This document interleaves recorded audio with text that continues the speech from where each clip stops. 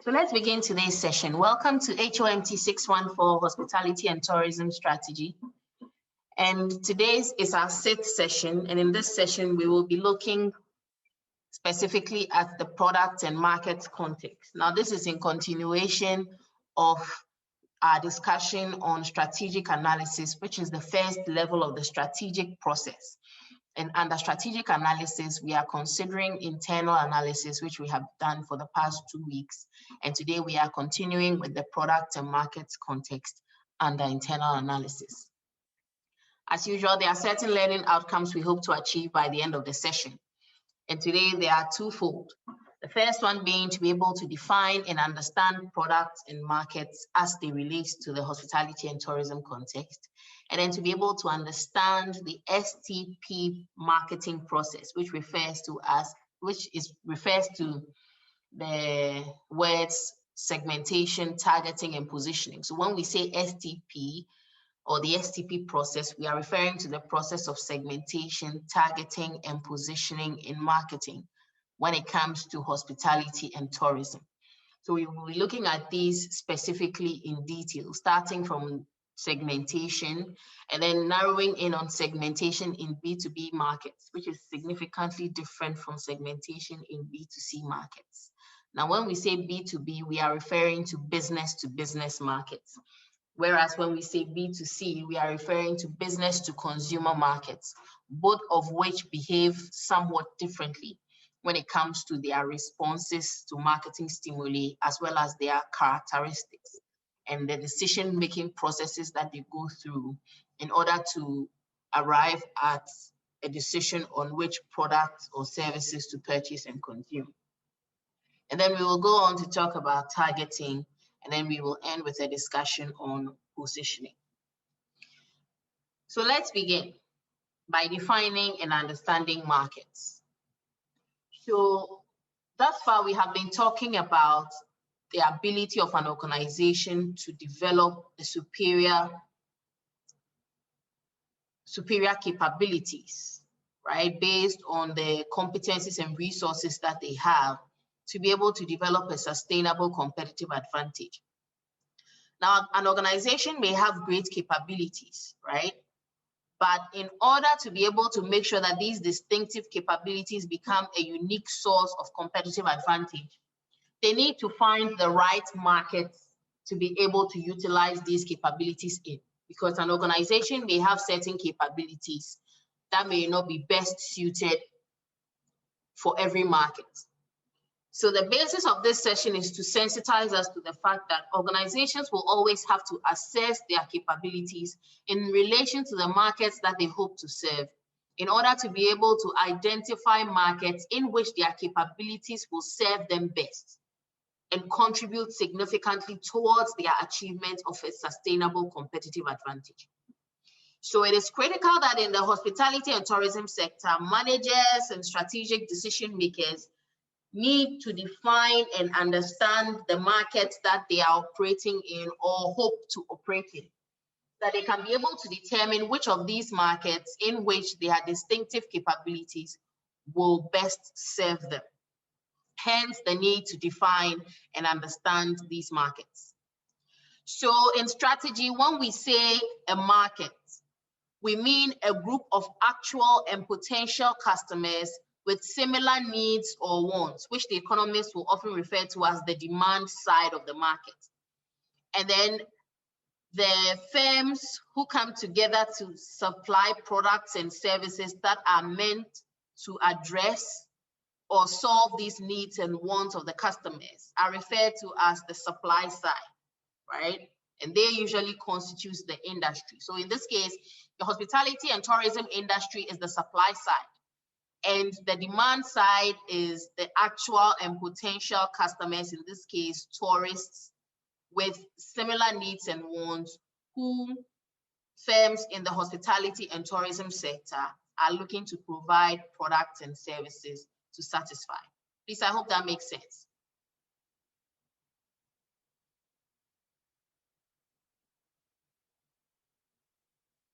Are we there? Yes, we are. Okay. For a moment there, I thought I was all by myself. Okay. So now that we have been able to define markets, we need to be able to understand that because the needs and wants of customers are myriad, meaning that they are varied. There are so many different needs and wants that customers may have, particularly in the context of hospitality and tourism.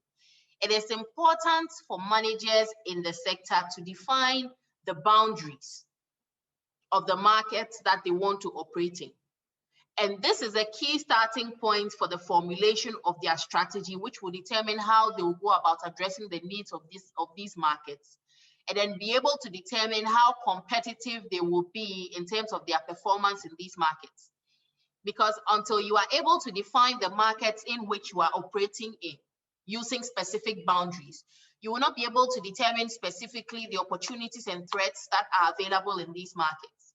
You will also not be able to determine your strengths and weaknesses and how well they can help you compete in these markets, or how detrimental they will be to your ability to compete in these markets. And it is also by being able to define the boundaries of these markets that you can clearly identify who your competitors are and be able to develop strategies to be able to combat their tactics or compete effectively, as well as identify who your customers specifically are to develop the right strategies to target them with a particular marketing mix. So it is important that you are able to clearly define the boundaries of these markets that you wish to operate in.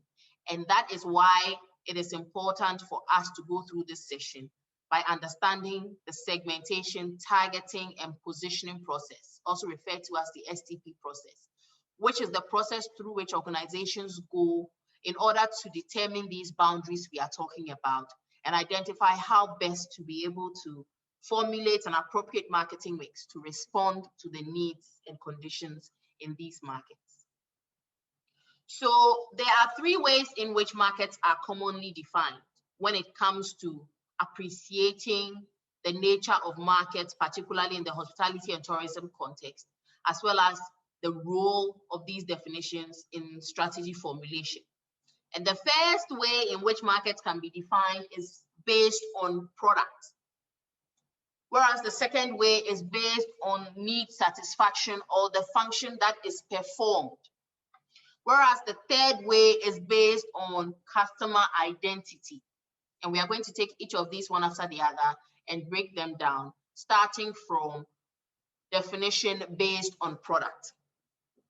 Now, usually when a marketer or a manager of an institution is asked what markets they serve, they will usually start from the products that they sell, right? By describing what they sell. So if I ask Kwame right now, what markets do you serve? Kwame will instinctively tell us that, okay, we provide rooms and accommodation. Kwame, isn't that so? Very well, please. Yeah. So that is usually the source definition that most practitioners in the hospitality and tourism sector would always come from if you ask them about the markets that they serve, right? And these may include providing holiday services for those who operate the tour companies and organizations, and then for conferences and exhibitions for the destination management organizations and the events professionals who are responsible for organizing these kinds of events in the sector. Now, even though definition based on product is the source or starting point of all the definitions of markets in this sector, definitions based on product alone is woefully inadequate, given that we have learned that the process of satisfying customer needs in the hospitality and tourism sector is complex, involving several actors and several types of customers and various levels of experience that need to be managed. So definition based on product is not necessarily adequate, right? Sometimes the product definition can be defined so wide that it will cover an entire industry, which therefore makes it very difficult for a manager in this particular context to formulate specific strategies to be able to target and meet the needs of customers in this particular sector, because it is impossible for one firm to be able to provide a product that will meet each of the individual needs that customers have throughout their consumption experience in hospitality and tourism, given the various moments of truth that are available and the different levels of actors involved. It is impossible for one organization to be able to address all these. So even though the definition based on product is a good starting point, it is not enough, and therefore we need to be able to build upon it. Hence the introduction of the subsequent definitions which we are going to talk about. So before we move on, in terms of definition based on product, an example will be Saga Holidays, which is a company in the hospitality and tourism sector that acts as a tour operator, and they basically sell holidays, right? However, they exclusively sell these holidays to a particular age group, being those who are over 50 years old. So you realize that this definition based on product is somewhat specific to a particular kind of consumer, right? Which brings us to the definition based on need satisfaction or function performed. Because you realize that the product being targeted to a particular kind of consumer or age group limits the services that are provided to services that will satisfy the needs of that particular age group. Do you agree?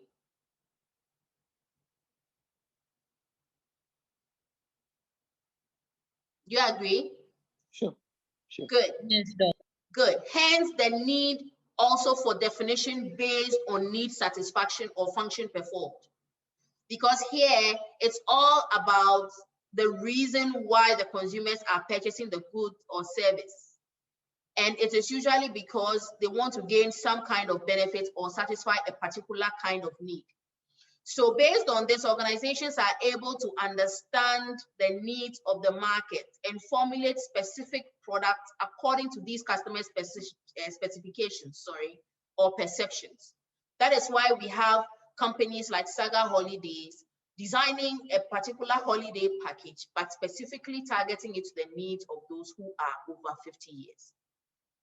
So Horner and Swarbrick, 1996, view success in the development of tourism and hospitality products based on the firm's ability to match the products, which Saga Holidays have successfully done, to the benefits that are sought by the customers.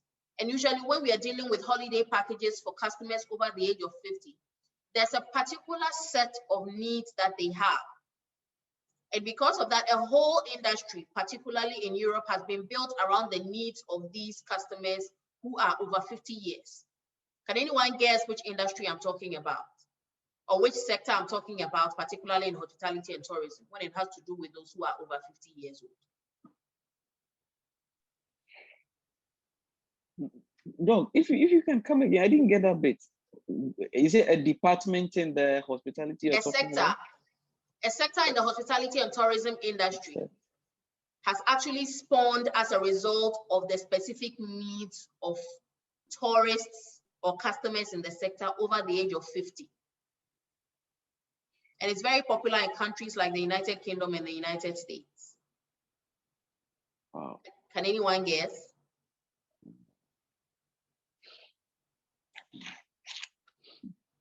Have you heard of cruises? Yeah. Good. Yeah, very, very, very popular in America. Yeah. Good. And in the United Kingdom as well. Yeah.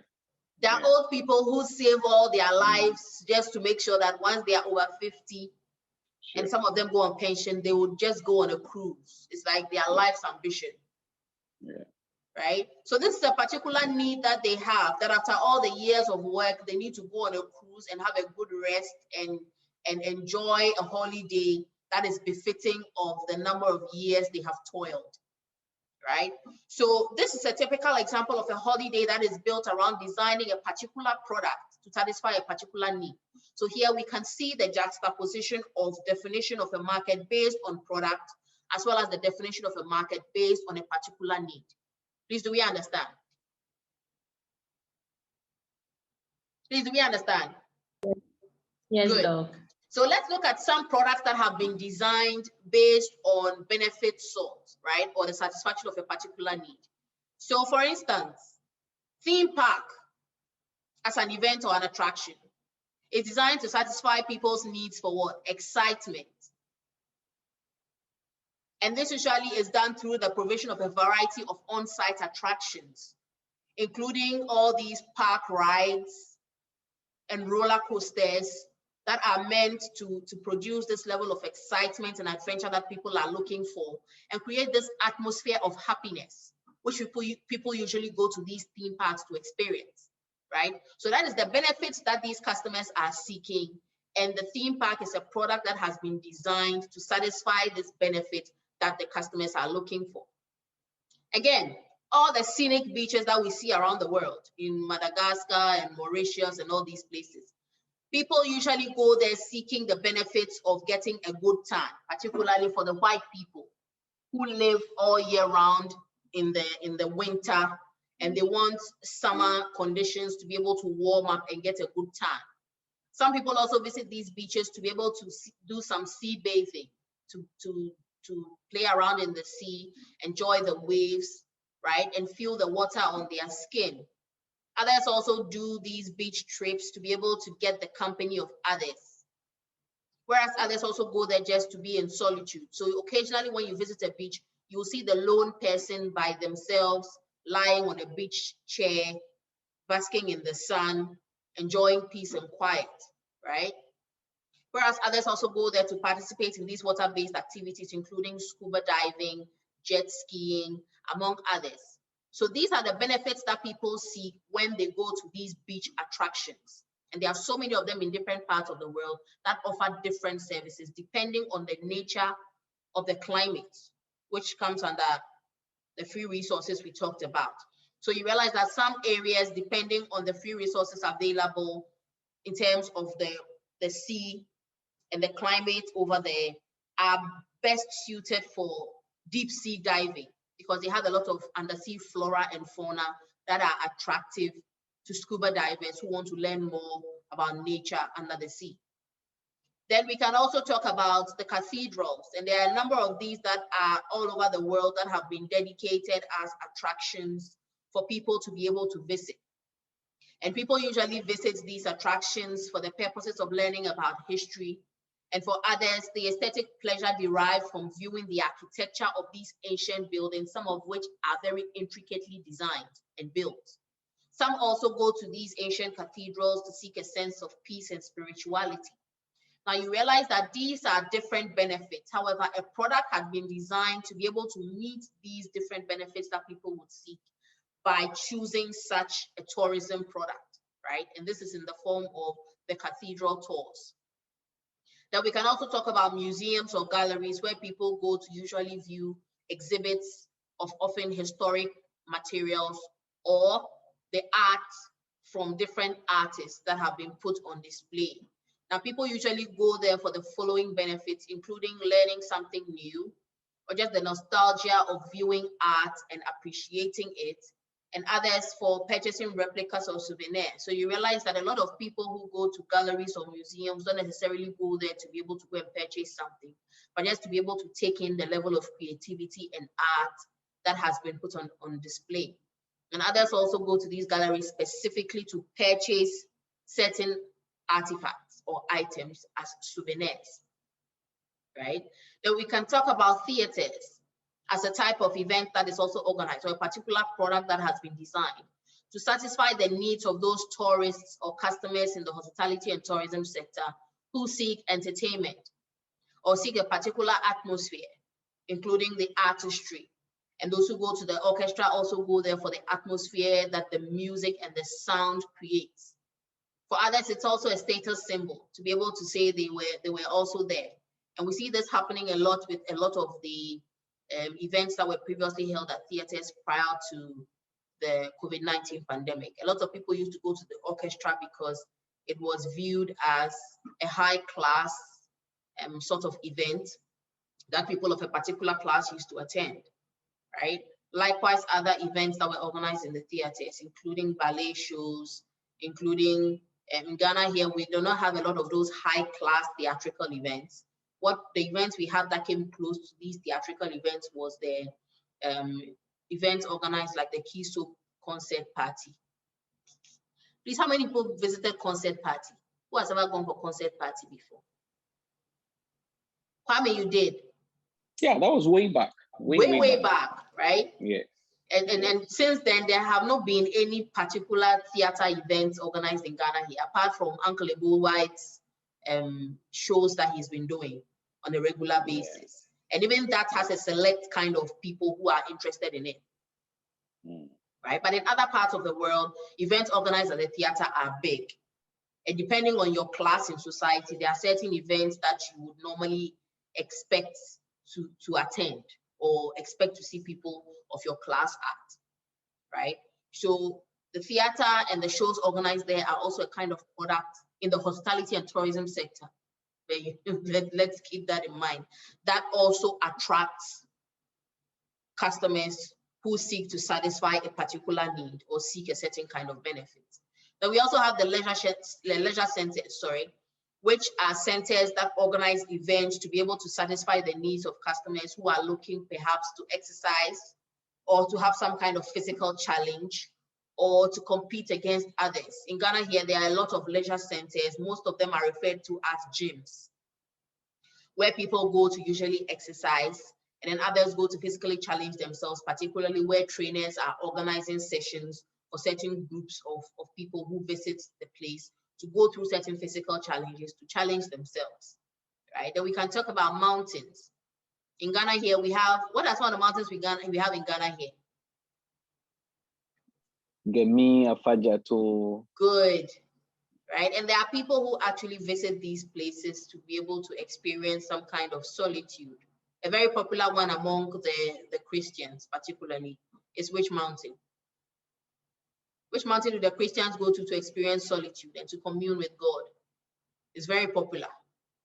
Atria. Atria, thank you, Kwame. So you realize that mountains in themselves, even though they are a free resource, can also be configured or put into a package to create a product that attracts a certain kind of tourist, right? Or customer who seeks to satisfy a certain need, like solitude, or some who just go to observe and take in the beauty of these natural sites. And others who also go to conduct certain activities like walking, right? Or climbing of these mountains. However, depending on the organization that is putting together this product, they need to decide which benefits they are seeking to satisfy per what the customers are looking for, or what need that the customers have that they want to satisfy, right? And then finally, the very popular ones we have a lot of in Ghana here, which are the concerts, events and festivals, where people usually go to seek entertainment. People usually go purposely for the atmosphere, to be able to enjoy good music, to be able to get entertained, to be able to perhaps meet certain individuals like celebrities, right? And also to be able to once again say that they were their son. What are some of these events we can talk about? Concerts and festivals. There's so many of them in Ghana. I think everybody should give us one. Kwame, please give us one. Ghana Music Awards. Ghana Music Awards. Let's give us one. Let's give us one. Adum Praise. Adum Praise. Gloria, give us one. Gloria, give us one.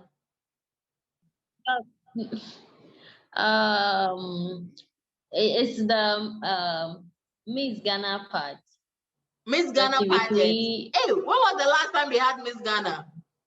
I'm just curious. Oh, recently, very recently. I didn't even know they were still functioning. In a party and her colleagues, yes. Yeah, because the image has been dented for some time. Exactly. So Exactly. So I'm surprised that they are still in business. Yeah. Wow. Okay, so Gloria, Miss Ghana is another event. Do you mind, ma, please give us one? 3 music awards. 3 music awards, which is slowly overtaking Ghana Music Awards. Have you realized that? It is. They really need to be shaking in their boots, because 3 music awards is becoming a force to be reckoned with, particularly with the online version they recently did. Yeah. So that's a good one, Jemima. Mercedes, give us one that we continue. Women and worship. Mercedes. Hello? Yes. Hello? Yes, please. Women in worship. Women in worship. Okay, that's another one. Yeah. That's another one, right? So thank you all for your wholesome examples. And there's so many others, right? And these are very popular in our context because people usually want to get some kind of entertainment or be part of another atmosphere that will take them off their mundane everyday tasks of doing their 9 to 5 and engaging with their families to once in a while enjoy some kind of entertainment and happiness. And most of these events, as we have identified, target a particular group, right? Whereas some are family oriented, some are more targeted towards the youth, and some are also more targeted towards older generations or people of a particular class, among others. So when we talk about events like Adum Praise, they are more family oriented. Whereas when you talk about events like 3 Music Awards and Ghana Music Awards, they are targeted at a certain kind of individual as well. So these are just a few events or products that can be put together or designed in the hospitality and tourism sector, right? To satisfy a particular market based on the need that they have, they want to be satisfied, or the benefits that they are seeking, according to Swabrook 1995. So now that we have defined the market based on the needs that they require satisfied or the benefits that they seek, we also need to consider one particular thing.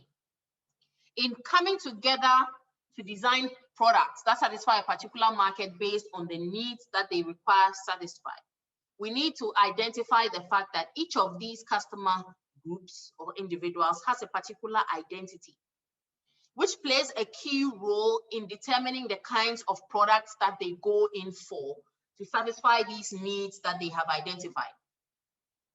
So we need to realize that in as much as we can define a market based on the products that can satisfy their needs or benefits that they seek, we also need to define the market based on the identity of the customers within those markets, which will to a large extent determine how the product is formulated, and will also to a large extent determine the kind of needs that they have in terms of the nature of the product that has to be formulated to satisfy these needs. So for instance, we can consider a particular identity of a customer group, which we can refer to as business travelers. And we realize that business travelers often have unique needs based on the nature and motivations for their travel. So in designing products to satisfy the needs of business travelers, there are several considerations that need to be implemented into this product design, including the nature of the flights that are designed for this kind of traveler. And we realize that the airline industry has mastered this to a T, haven't they?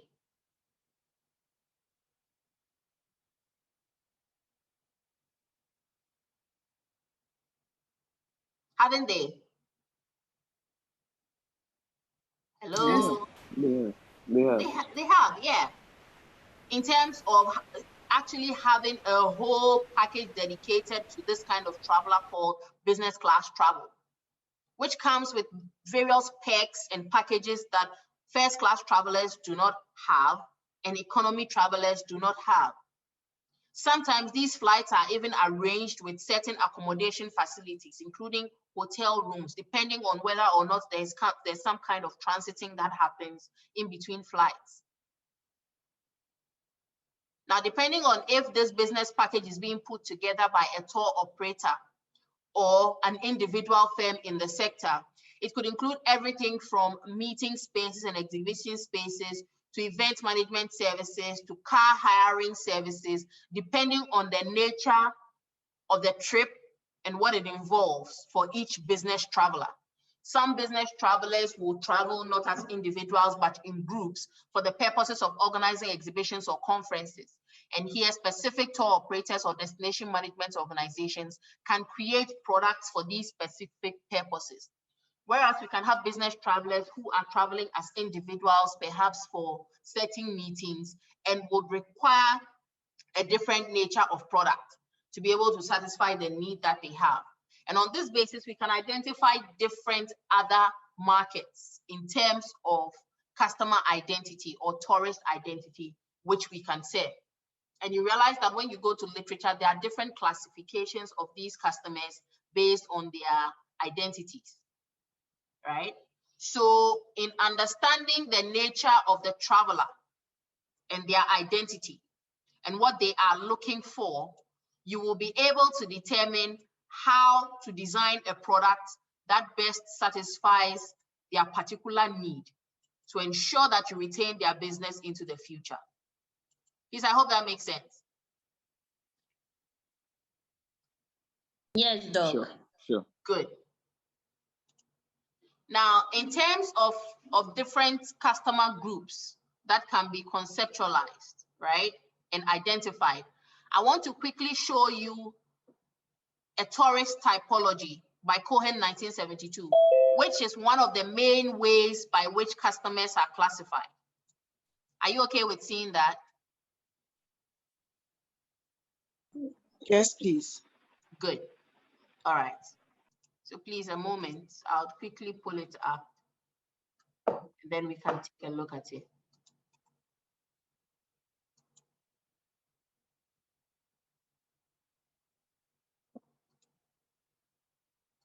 Okay. Please, can you see the screen?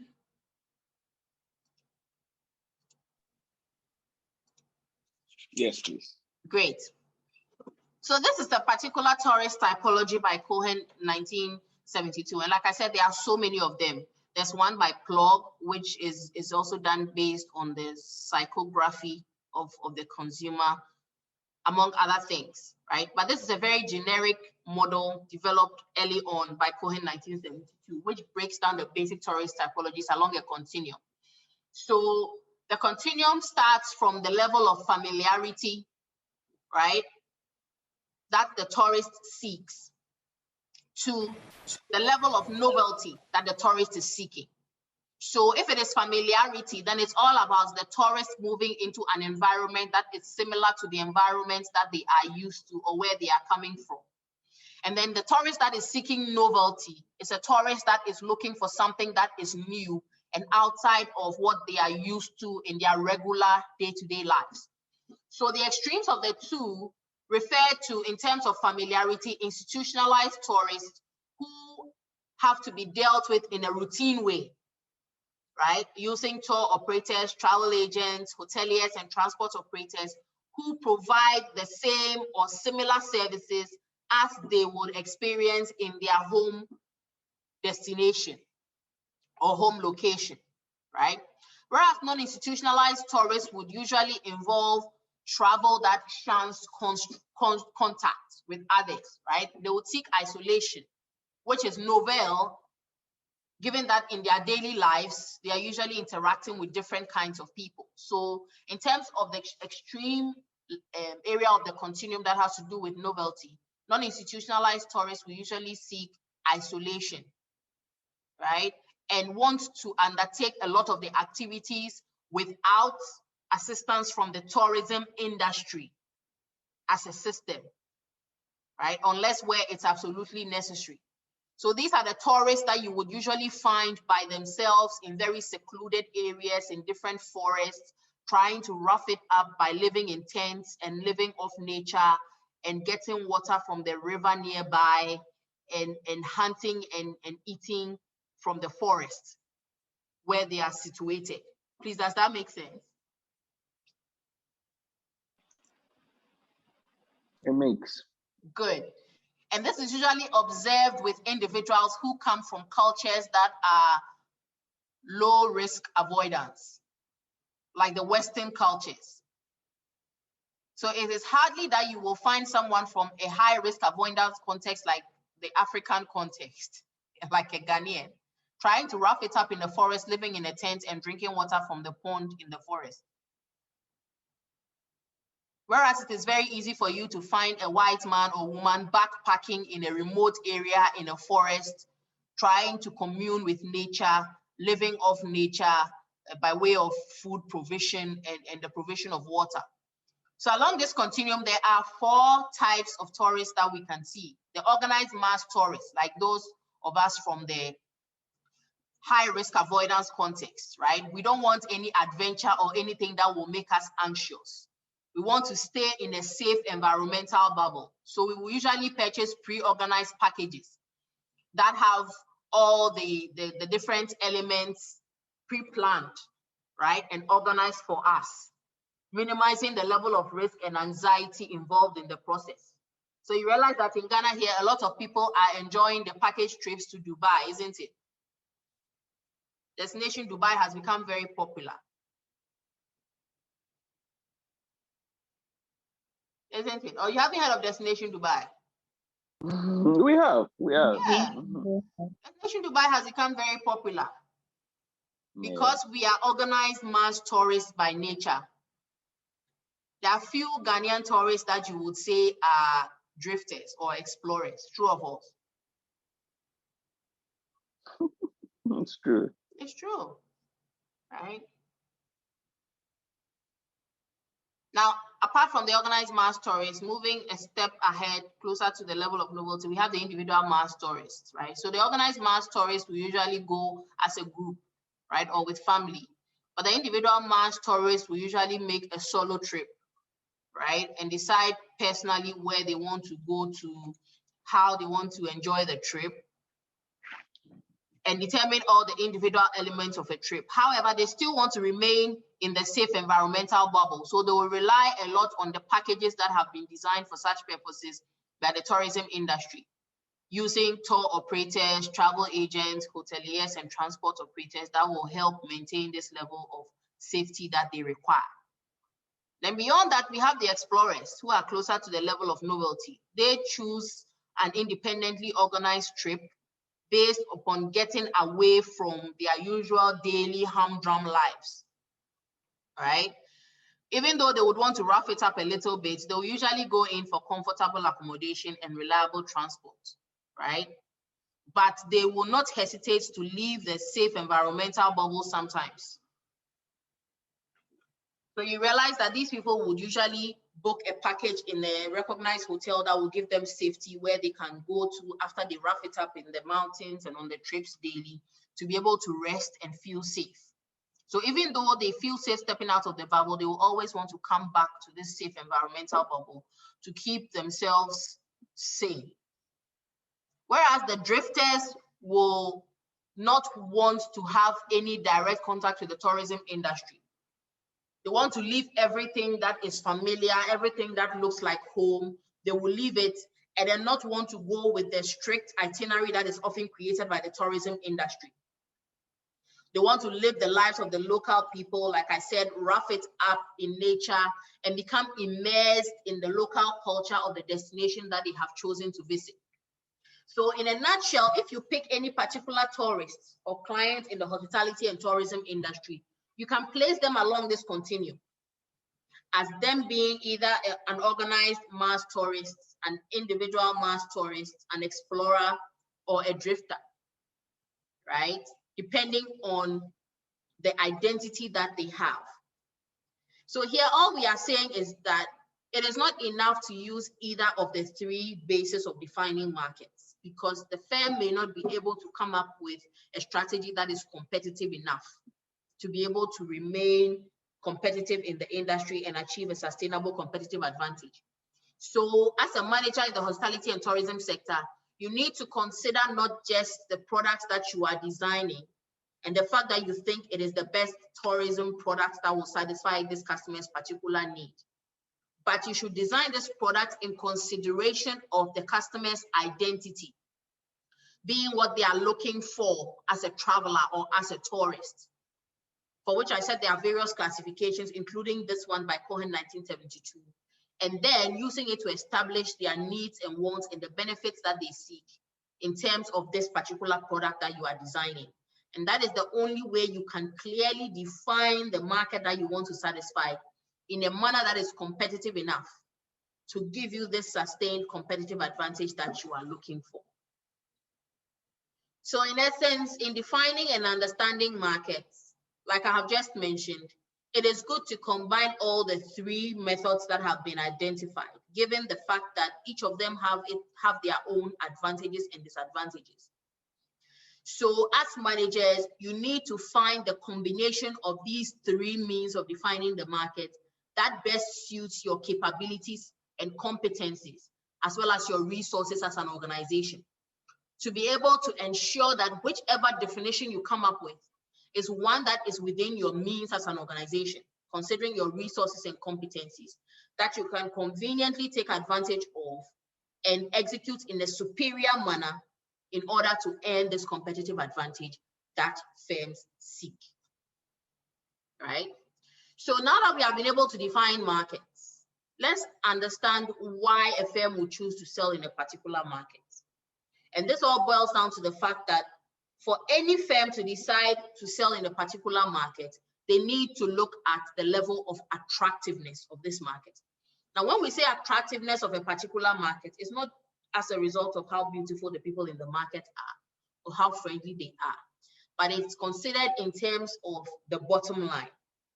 So attractiveness here refers to how profitable, for instance, the market is, which is a direct implication of the level of returns that investors will make on their investment in these markets. So managers have to be able to determine the returns on investments that they are likely to make, assuming they select a particular market over another. And this begins by identifying all the potential markets that can be served and then determining their level of attractiveness using the following criteria, including market size, market growth, and then supplier concentration. Now let's take each of these one after the other and break them down, starting from market size. Now, generally, a firm will benefit more from operating in a larger market. And this is because larger markets are more attractive because there are more opportunities for more organizations in this context. Whereas in a smaller market, there will be limited opportunities for all the firms that are operating in this market, including those new entrants that will add to the level of competition intensity in this market. So for instance, we can see that when the holidays to Dubai started, it was just being done by 1 or 2 travel agents. However, because the market was so big, several other travel agents and organizations came in and joined the market, such that currently there are various packages in terms of mass holidays to Dubai being sold in Ghana by various tour operators and travel agencies. So you realize that once the market size is big enough, there is room for everybody to participate and grow by earning some level of returns on their investments. And that is for market size. Also, we can talk about market growth rates. Now, it is not important for a market to be big at the onset, which makes it attractive. We need to be able to determine the potential for this size of the market, being big or fairly large, to grow or shrink. And this is very, very important because some markets in the short term may look very attractive because of their size. However, they may become stagnated or static in the sense that they will not grow any further beyond their current size, meaning that operating in such a market will, as time goes on, restrict your capabilities and your access to potential customers as the market grows with the increasing power of competitors as well as the new entrants that will be coming into that market space.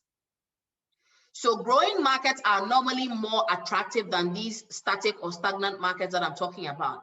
But even worse are those markets that begin to decline, because there's the possibility that from its current size, which is very attractive, depending on the level of intensity of competition in the sector, as well as other contextual issues at the micro and macro level, some markets may begin to shrink. And if you find yourself in that market it will be very difficult for you to be able to grow, because it will become a cutthroat industry or sector where competition will be highly intense, and the only way to be able to expand or grow is by taking or stealing market share from your competition, which, if I might add, will become a very expensive venture and will slowly begin to eat into your profits as an organization, which you cannot afford. So it is very important for organizations to be able to look at the growth rate in the sectors that they look to enter into, and be able to project into the future, often by means of market research, to ascertain whether or not the potential for that particular market in the future is that of a growing one, a static one, or a declining one. And a typical example is the market for the fast travel between Ghana's major cities. You realize that with the creation of the airports in some of the major cities in Ghana, it has helped to open up the domestic air travel industry, isn't it?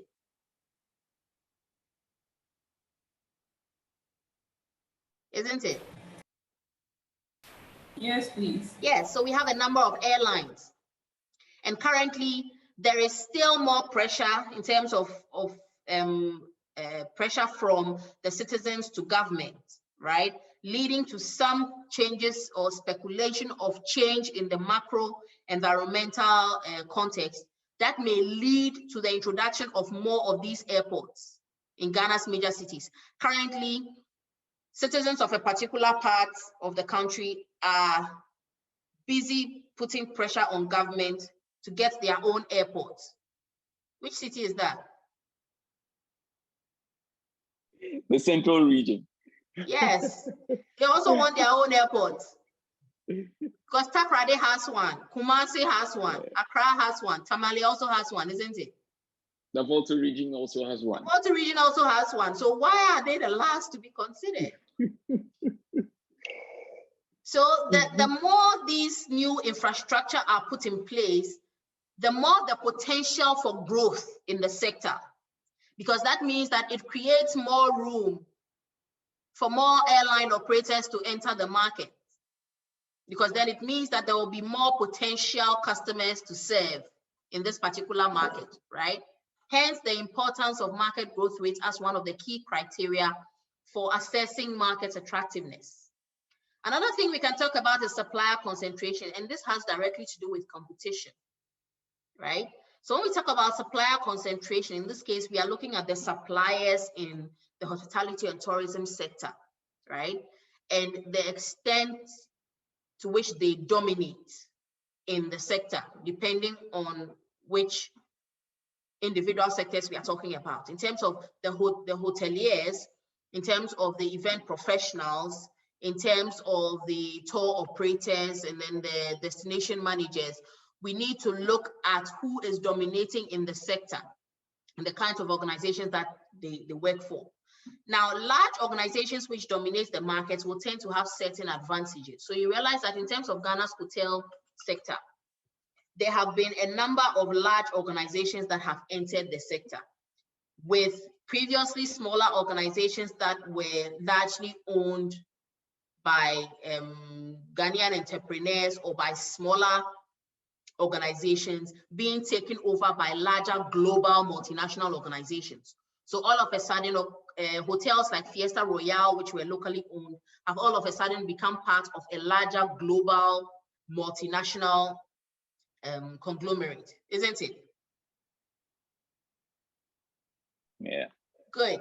Then we have the conglomerates themselves now coming in to compete directly in the market, right? With organizations like the Marriott Hotel, which you know is part of a huge multinational chain of hotels.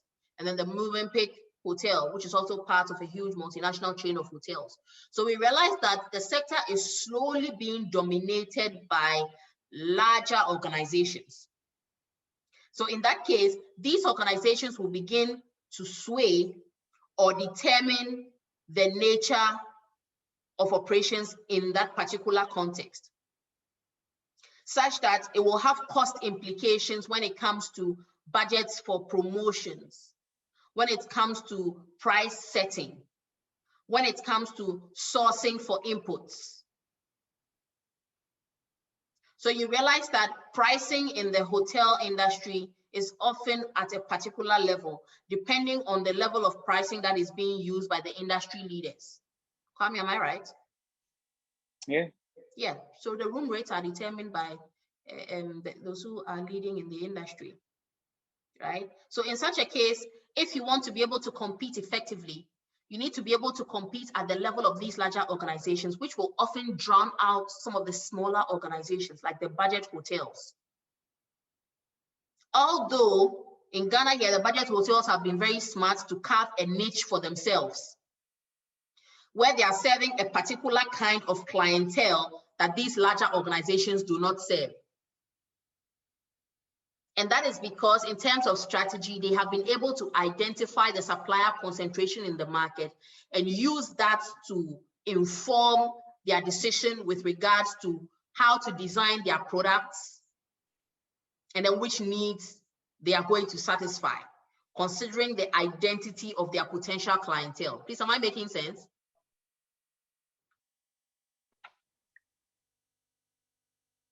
Yes, you are. Good.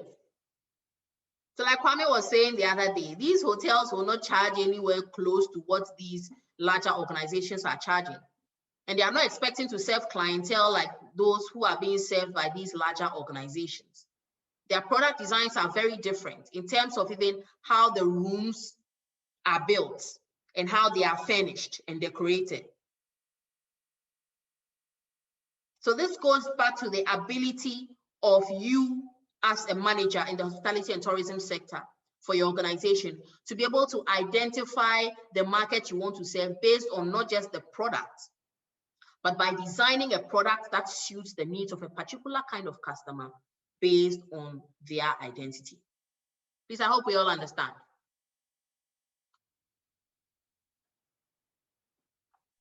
Yes, please. Good. Yes, Now, please. given that we understand the nature of the markets, we need to zero in on the products that are sold in these markets, right? So a product is anything that can be offered to a market that might satisfy a need or want, right? Hence, the fact that in defining the market, we need to be able to consider the needs that the customers require satisfied and the identity of these customers in order to be able to come up with a good product that will satisfy their need.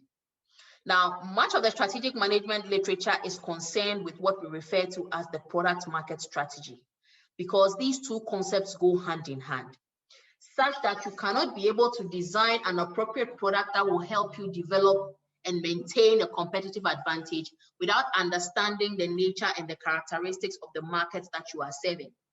So every time when it comes to strategic management or strategy formulation, we always need to think about product market strategy, where we are designing a product to serve a particular market based on our capabilities or competencies and resources as organizations in the hospitality and tourism context. So in hospitality and tourism, product does not just include perhaps the actual holiday that you are selling, or the room that you are selling for people to sleep in, or the airline ticket you are selling to enable someone to travel from one place to another. However, like we identified last week, it is made up of a combination of elements that come together to create an experience, hence the product market strategy, right?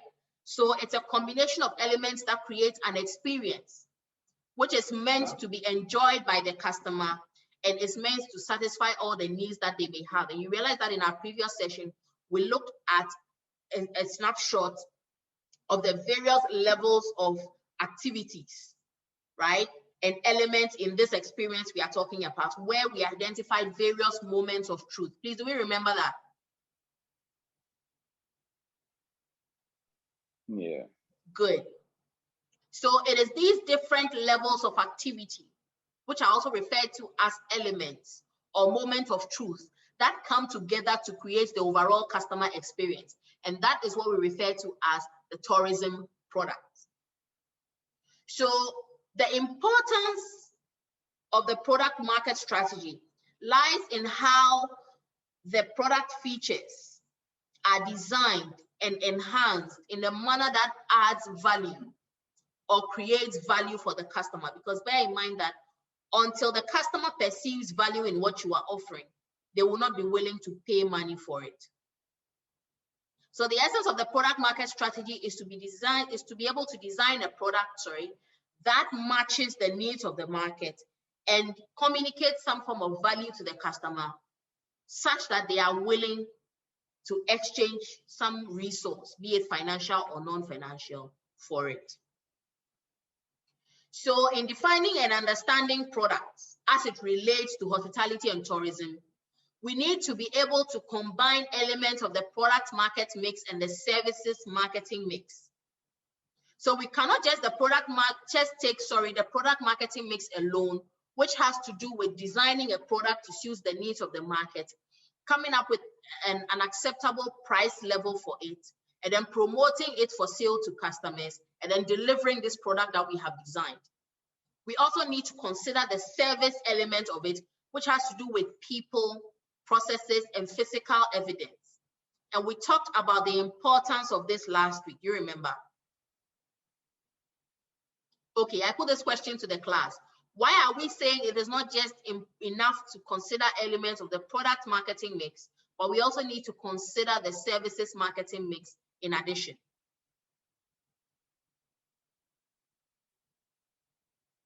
We explained this last week.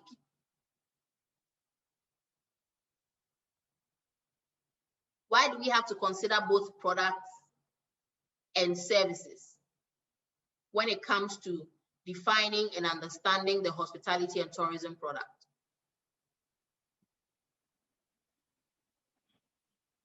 Joy, Yes, Ruth. I think considering just the product is not enough. Services have to follow up because, especially for customer retention. Yes, but there was a main reason why we said this is necessary. And we emphasized it in our previous session. Try and remember. But good attempt, Ruth. Thanks. We mentioned it in our previous session. We said there was a reason. It was the whole topic of the previous session. Is it last week or is it Thursday or Sunday's session, please?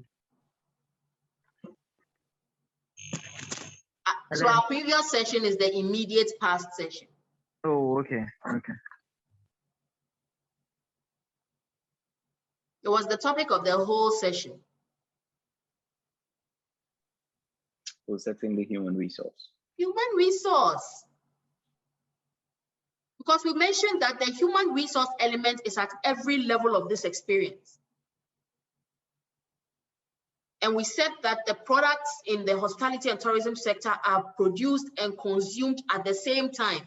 So all the actors involved in the production process, including the human resources and the customers, are all present when the tourism and hospitality product is being created and consumed. So it's not enough to just consider the physical product. Like for instance, in a hotel, looking at the rooms that the people are going to sleep in, or the food that they are going to eat. Because while they are going to sleep in the room, they'll be interacting with different people at different stages of the process, including the receptionist who checks them in, the concierge who helps them carry their bags up and gives them their room key, the cleaners who clean the room that they are going to sleep in. If they are eating in the restaurant, there are waiters who are serving them. There are chefs who are preparing the food.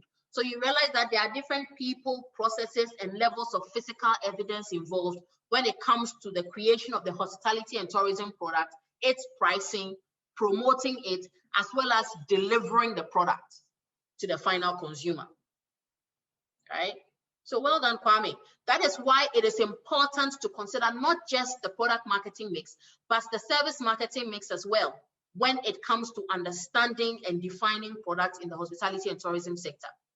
Because unlike other sectors in generic marketing, where you can take the product marketing mix and use it separately for selling a physical product, and take the service marketing mix and use it separately to sell a particular service like banking, when it comes to hospitality and tourism, it's all about the experience. And the experience is made up of a combination of the products as well as the services that are delivered during the consumption of the product. Please, I hope we understand. Yeah, sure. Yes, please. So in that case, the hospitality and tourism sector is unique.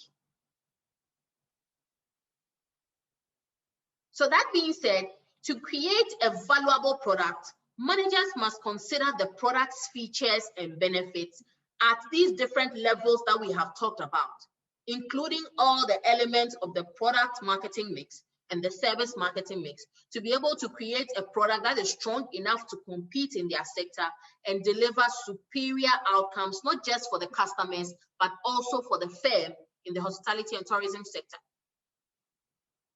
And to be able to design a product in the hospitality and tourism sector, combining the product marketing mix and the service marketing mix, we need to be able to know the different levels of the product and how these elements of the marketing mix come into play at each of these levels.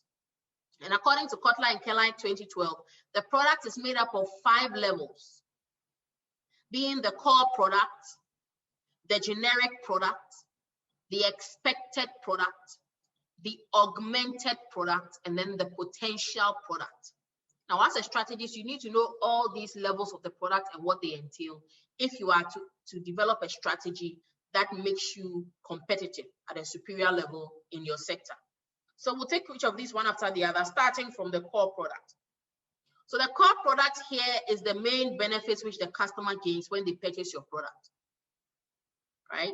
So generally, for instance, someone will purchase a holiday because they want to get some kind of rest or relaxation from their normal daily hectic tasks or day-to-day mundane activities.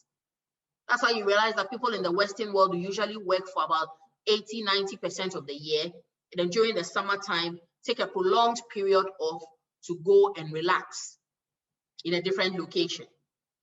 So in that case, any package that they buy, the core products that they are expecting to get from that package is the rest and relaxation that they are looking for. Please, I hope that makes sense. Yes, Doc. Good. So if someone was purchasing a ticket to a concert or the 3 music awards, what do you think is the core product that they will be purchasing?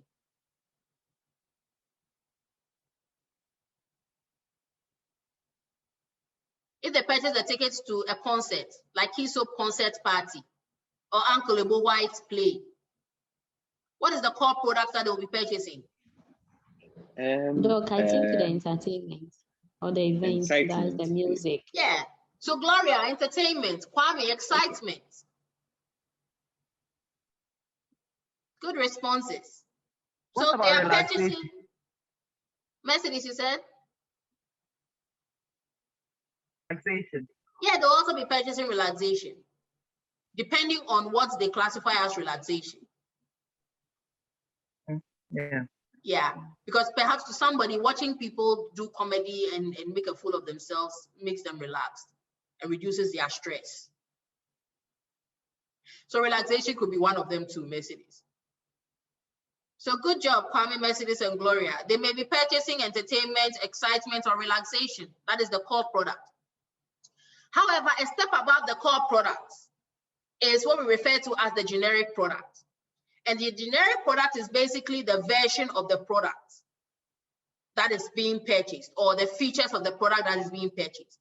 So even though they are buying a ticket to go and watch Uncle Ebo White or concert party, the generic product that they are purchasing is a concert, right?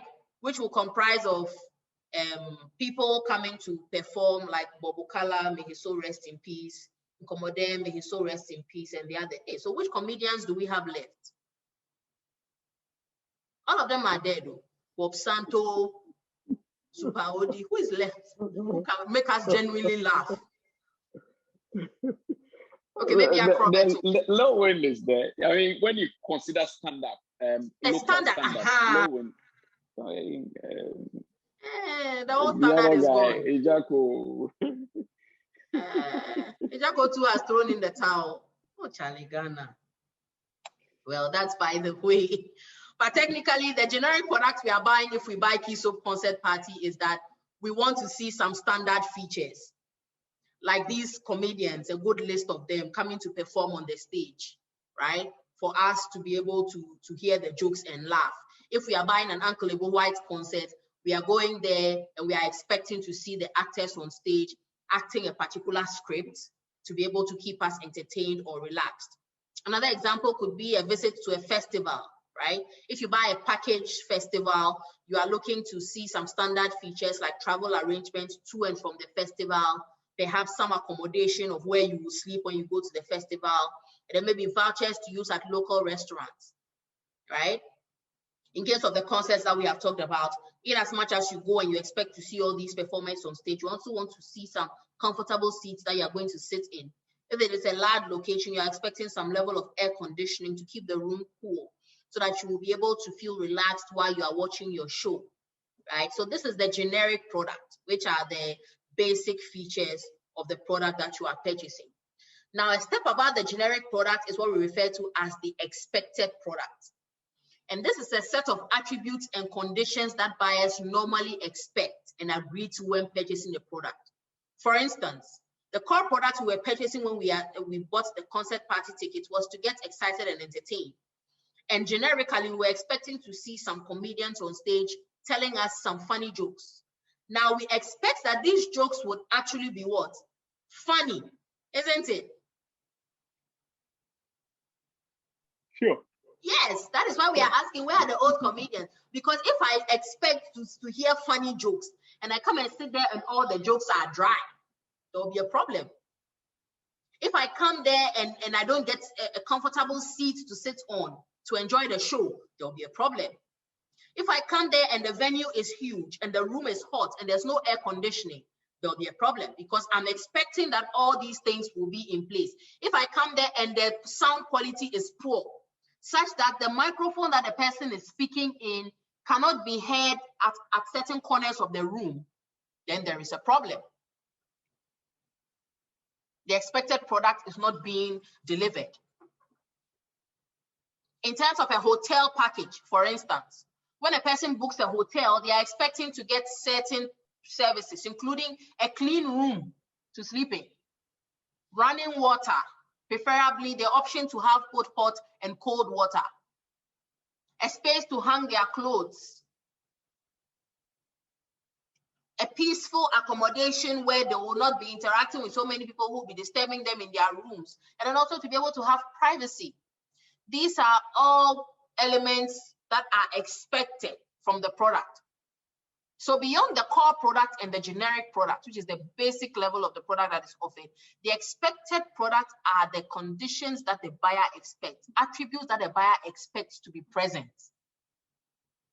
And once these expectations are not met, the customer is most likely to be dissatisfied. This, I hope we understand. We do. Good. Now, beyond the expected product, we can also talk about the augmented product. Now, this is the part where firms get to win cookie points.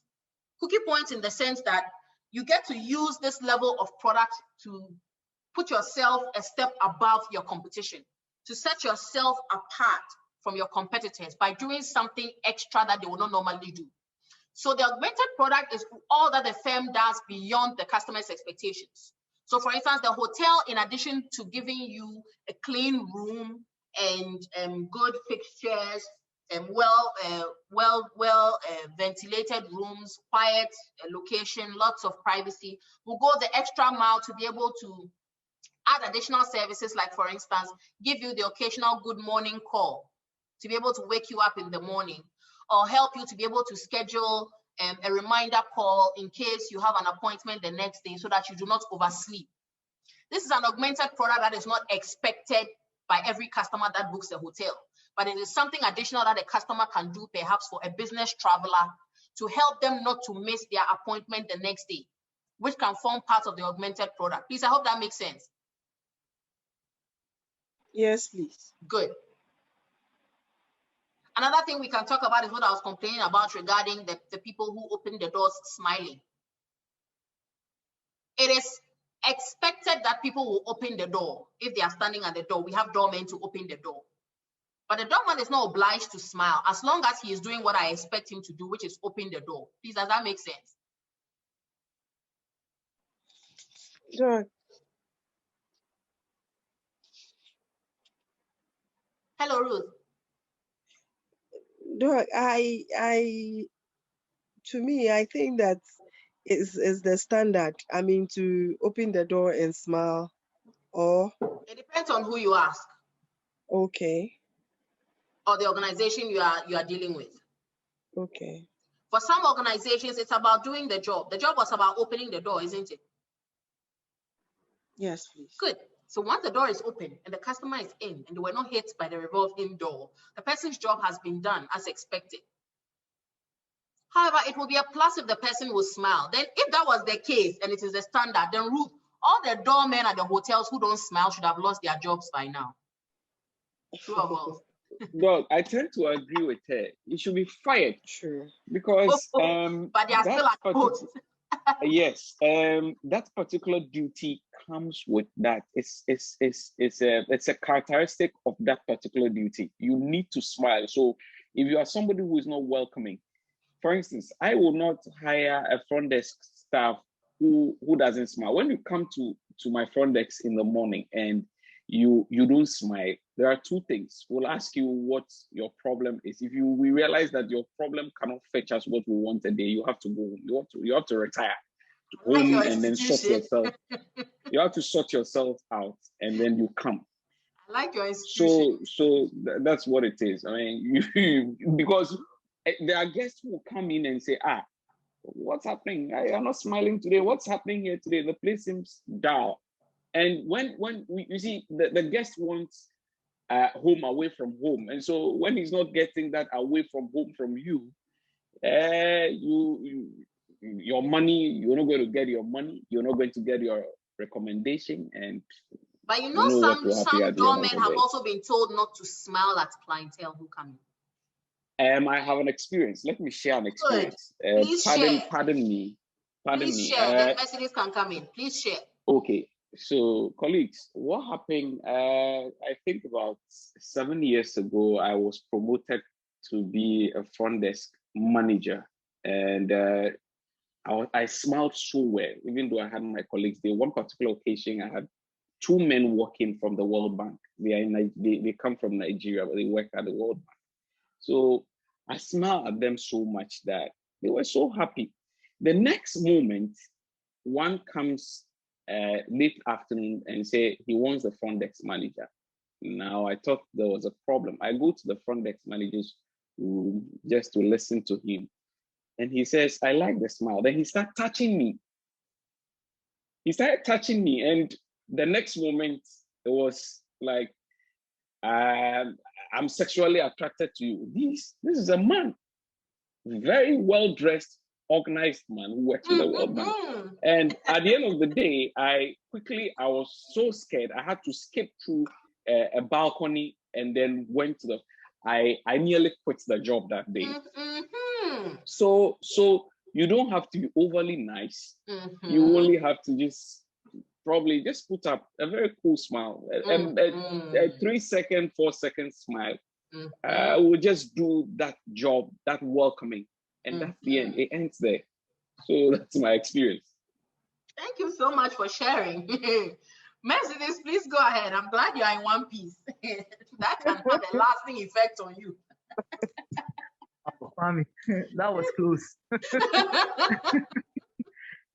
Anyway, with the submissions that have been made, I think some of these things should be, should I say, for lack of a better word, put in some of them their job description. Personally, I believe there are some people that if they are not told what to do, they wouldn't out of their own way or their own initiative, like smile, like what you are saying. Maybe just a minute, just a few seconds, just, smile for the person to. So well, I'm thinking that some people also need to be told. I'm sure there are some people, when you tell them, they'll do it. There are others who don't know, like you're saying, somebody was hired, open the door. In his mind, I'm supposed to open the door, period. Either I smile or I don't smile. It's really not, should I say, something that I should do. Some people naturally don't smile. That's how they are. So, but maybe if you tell them that, oh, you know what, as part of your duties, when somebody is coming, you know, just smile a bit and then let's move on. I think it will also help. Thank you. That's very true. Please go ahead. Yeah. So if my colleagues will, those who are in the job, practically in the job, they will agree with me that these things come with a job. You need not to be told. Ruth and Gloria, you agree with me? If you are somebody who doesn't smile, I don't think that you can be a front desk. If you are concierge, yes. You remember we've established that a lot of these the employees in this sector lack training, particularly the frontline staff. Who are these people we are talking about? Sure. Doc, yes, let Gloria. me come with what Kwame is saying is right, and because when they are giving you the job or they hire you, even during the interview, they tell you that they need someone who smiles. Ruth, please, let Gloria finish. They need someone who smiles. So even at the interview, that they need someone like this. No problem. They've given you the standard before they pick you. So nobody needs to tell you again that this is what they want. Yeah. But Gloria, you know, applying for the job is different from actually being on the job.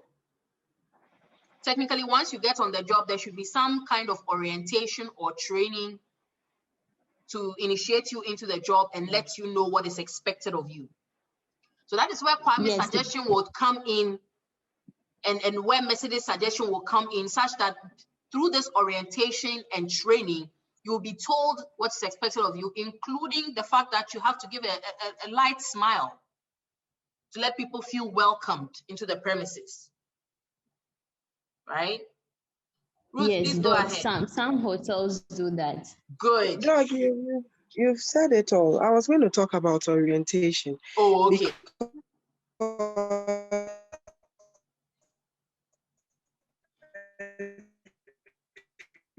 Doug, you see, Ruth, we can barely hear you. Please check your connection. You have orientation. They even take you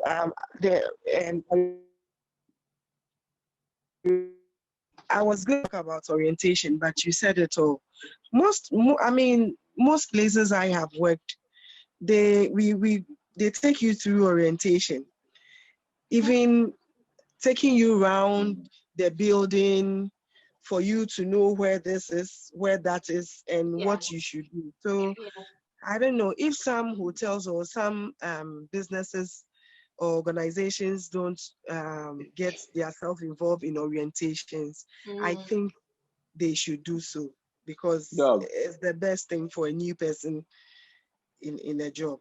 Sure, Ruth. Thank you so much. Kwame, please go ahead. Us. Yes, pardon Gloria and I. For me, the reason why I'm making this argument, and I want to stand by that particular argument without moving, is that you see, most how do you call it, employers do not want to hire.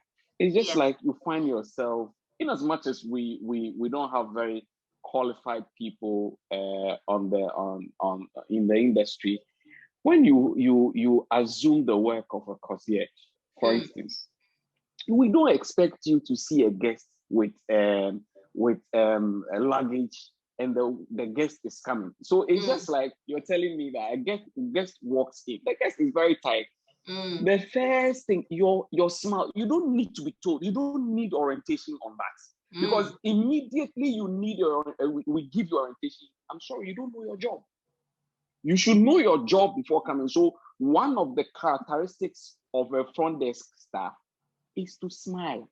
Yeah, but so Kwame, here's the case where you yourself have admitted that the Ghanaian industry, particularly in this sector, is notorious for hiring highly inexperienced staff and often placing them at the front lines, where they are the first point of interaction between guests and the organization. So knowing the contextual situation, you and Gloria are justified that they are supposed to know, but given the nature of the people that are hired, definitely they will not know. Isn't it, Kwame? So as strategists, knowing what you know based on the context and the kind of human resource that is often hired. How can you put in place strategies that will help you close this gap and fix this problem to help you develop this competitive advantage that you are talking about? And that is our main aim. Okay. Oh, yes, Mercedes. Can I please add something small? Sure. I tend to disagree a bit with Kwame because saying that people should know why they were hired. There are certain, let me just use where I work as an example.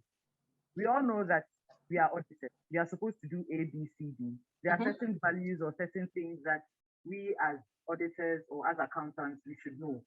We should have integrity, we should have all those things. But every single year, at the beginning of every single year or before the end of the preceding year we have trainings on some of these things. So are you trying to say that because we already know, we shouldn't, it's more of a reminder. So, I mean, if you are saying that I've been hired to do a particular job, every company should give orientation to their members. As for that, for me, I think it's key. Because you employ somebody to do A, B, C, but when the person comes in as a form of, maybe for lack of a better word, reminder, I think everybody needs to go through orientation. And then once in a while, there should be training. In fact, sometimes when I look at it, where I work, sometimes the trainings we do, it's so much that sometimes we are like, these people cry. We already know what we are supposed to do. Why do they keep doing it? But when you sit back and you analyze, you realize that look, sometimes it's a reminder just to keep you on your toes. So it's something that I think, Kwame, we should look at. Like Doc is saying, it's very, very important. And I think a lot of institutions are not giving enough training or the requisite training to their staff, even if somebody has been employed. In fact, I think that, I don't know, maybe it's because we are accountants and sometimes IFRSs and all those things change. Maybe somebody will say maybe that is why they keep giving us training. They give training on technical, and we do a lot of soft skills and other whatever trainings as well. And I think that is what is making maybe who we are. I mean, not that I'm laughing, but I think it's the training that is keeping most of us. Because one thing, if we lose guard and then even one person makes a slight mistake, I mean, that is the end of the company, and that is the end of all of us, our career, or should I say our. So I think for me, this is a very important thing that needs to be done. Thank you. Thank you, Mercedes. Thank you, everyone, for your submissions. This has been a very interesting discussion, right? So the augmented product is very important because that is what sets the organization apart. And as a strategist, you can't help but take advantage of that opportunity that the augmented product offers to set yourself apart. Because sometimes what makes a customer prefer one particular organization to another is the most little things. Like we've been discussing for the past few minutes, a smile. For someone, it's perhaps the way in which they were received. For someone, it's the way their complaint was handled, right? And all these are possible because of the opportunity to utilize the augmented product.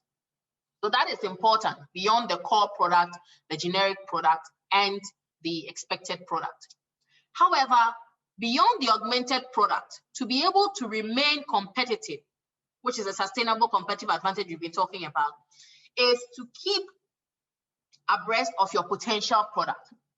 Now, the potential product here refers to all the possible evolutions, augmentations, and transformations that the product might ultimately undergo in the future. And I think one huge issue that has rocked the entire hospitality and tourism sector in the era of COVID is the inability of managers in the sector to have anticipated the potential product as it relates to the impact of COVID-19. Because no one would have foreseen how COVID-19 would have made the hospitality and tourism sector evolve and transform so much to the point where whole aspects of the sector were completely grounded to a halt at some point because of the impact of the pandemic. So far-sighted firms will usually use a lot of their resources and put a lot of effort into research and development to try and foretell certain evolutions or transformations that will take place in the sector and how best they can be able to take advantage of these evolutions or transformations to be able to benefit from the sector. So you realize that some far-sighted and forward-thinking institutions in certain parts of the world have done a great job of being able to use their potential product to support their activities during the COVID-19 pandemic and even post the COVID-19 pandemic. For instance, have you heard of the Fly Zoo Hotel in China? Has anyone heard of the Fly Zoo Hotel in China? It's owned by the Alibaba founder, Jack Ma.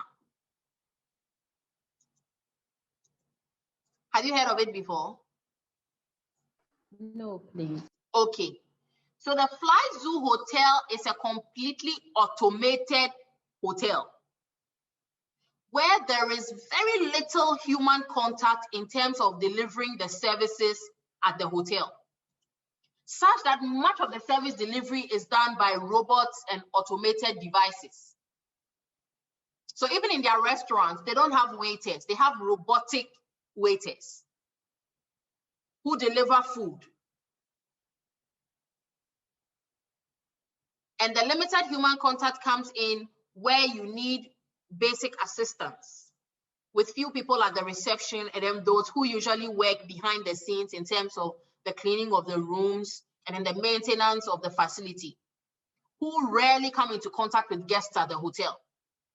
Now, this is a product that was developed and piloted way before COVID-19 in anticipation of the potential products and the evolutions that were taking place in the hospitality and tourism sector. However, because of their foresightedness, this particular potential product that they have developed is going to save them big time during this COVID-19 pandemic and during the recovery process. Do you agree? Yes, Doc. Good. And I'm sure when he started, people thought he was crazy because it was financially intensive, having to automate everything from the opening of doors to alarm clocks to room temperature settings, even turning on basic appliances in the room, turning on the television, turning on the air conditioning, everything was automated. I'm sure back then it was so expensive, people thought he was crazy. But his foresight and R&D led him to develop something in anticipation of what he did not know was coming, which was the pandemic. And this will be a lifesaver for any hotel that has been able to gain access to such technology, given that the main impact of the COVID-19 pandemic was to limit human interaction.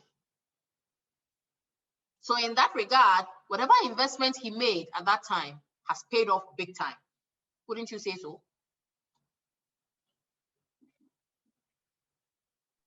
Yes, please. Yeah.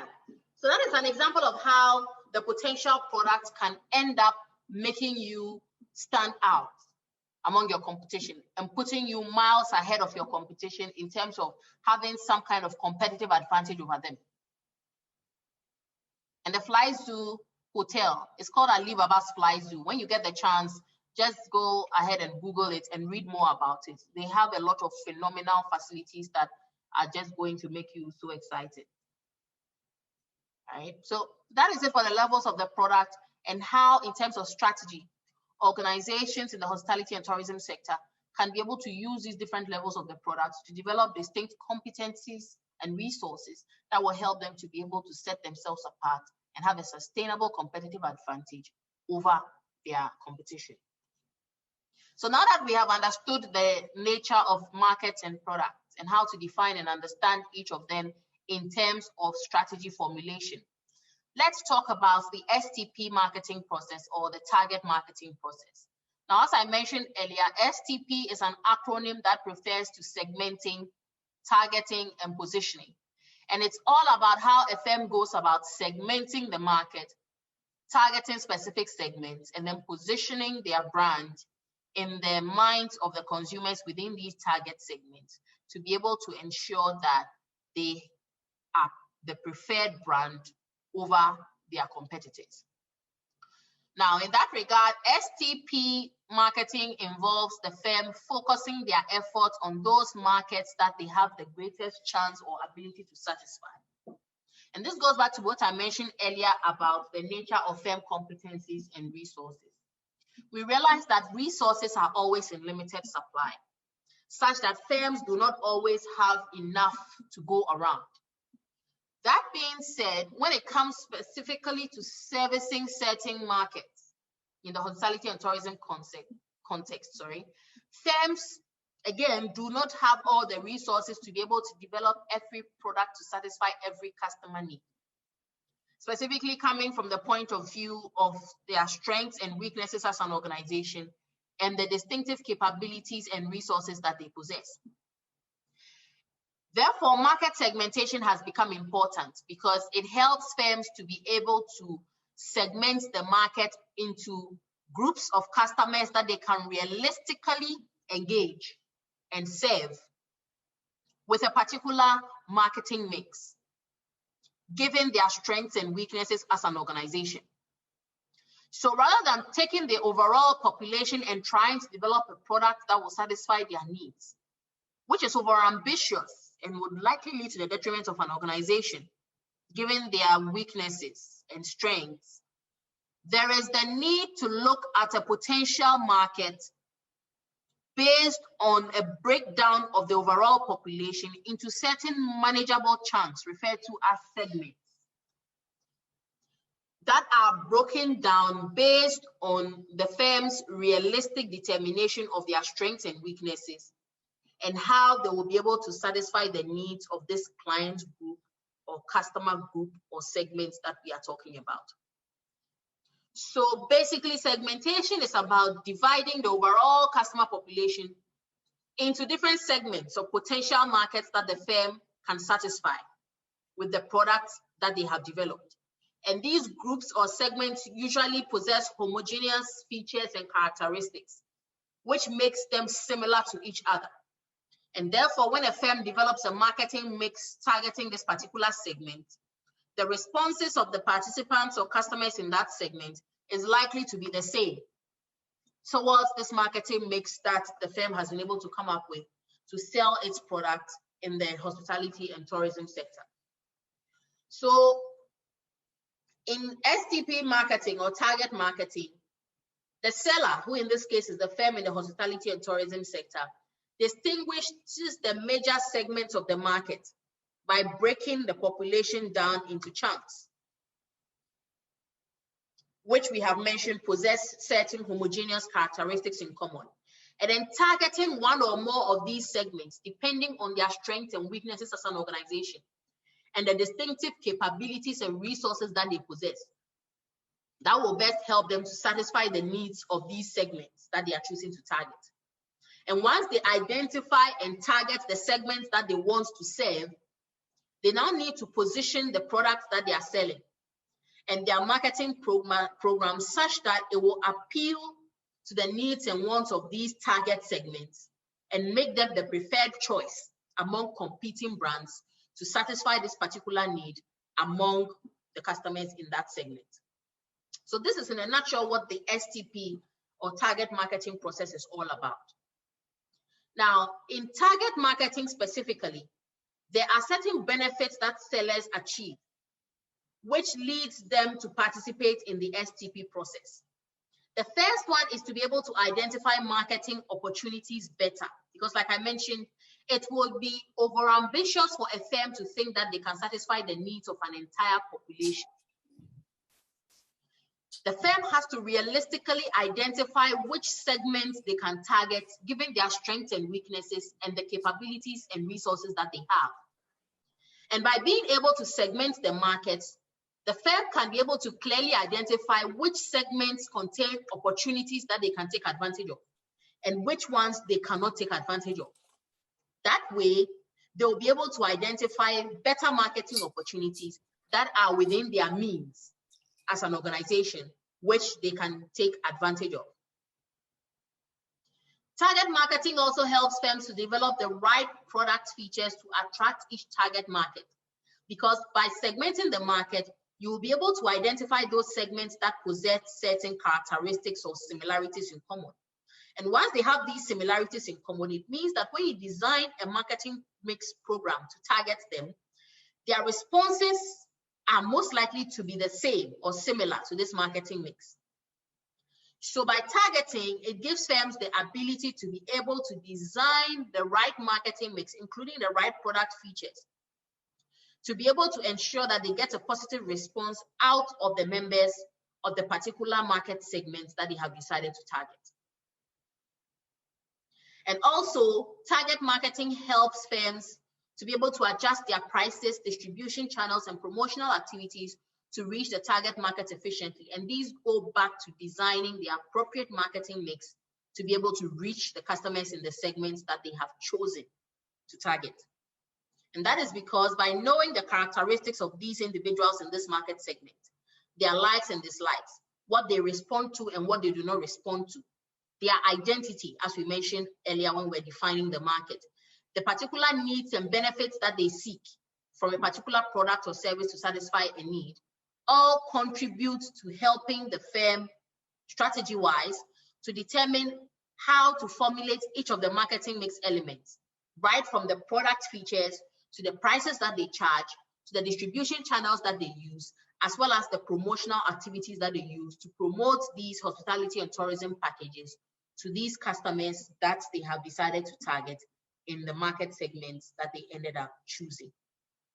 So in this regard, target marketing is very important to firms in the hospitality and tourism sector, right? However, in reality, even though theoretically customers in these market segments are supposed to have homogeneous characteristics, in reality, you will rarely find segments that are selected having consumers who possess completely homogeneous characteristics. Definitely, you will have some markets that have customer groups which have certain underlying characteristics that are not similar among them. However, the key is to ensure that majority of the customers in these groups have similar of these characteristics to necessitate a mass response to whatever marketing mix strategy you are able to come up with. And that is what will form the basis by which you will distinguish one market segment from the other, right? So by establishing what these customers in these market groups have in common and what makes them different from the other market segments, which you have decided to ignore and not serve, you can be able to determine and ascertain exactly which marketing mix will appeal to them. And to a large extent, be able to determine their possible reactions to the marketing mix strategy that you have put together based on the similarities that you have identified that they share in common. And this will usually give you a headway regarding the possibilities of enhancing your performance with regard to serving these particular market segments based on their characteristics and your strengths and weaknesses in meeting these characteristics, including their needs and wants, as well as their individual identities and what they look out for in specific products and services to satisfy these needs and wants that they may have. So it goes back to what we talked about in terms of defining markets.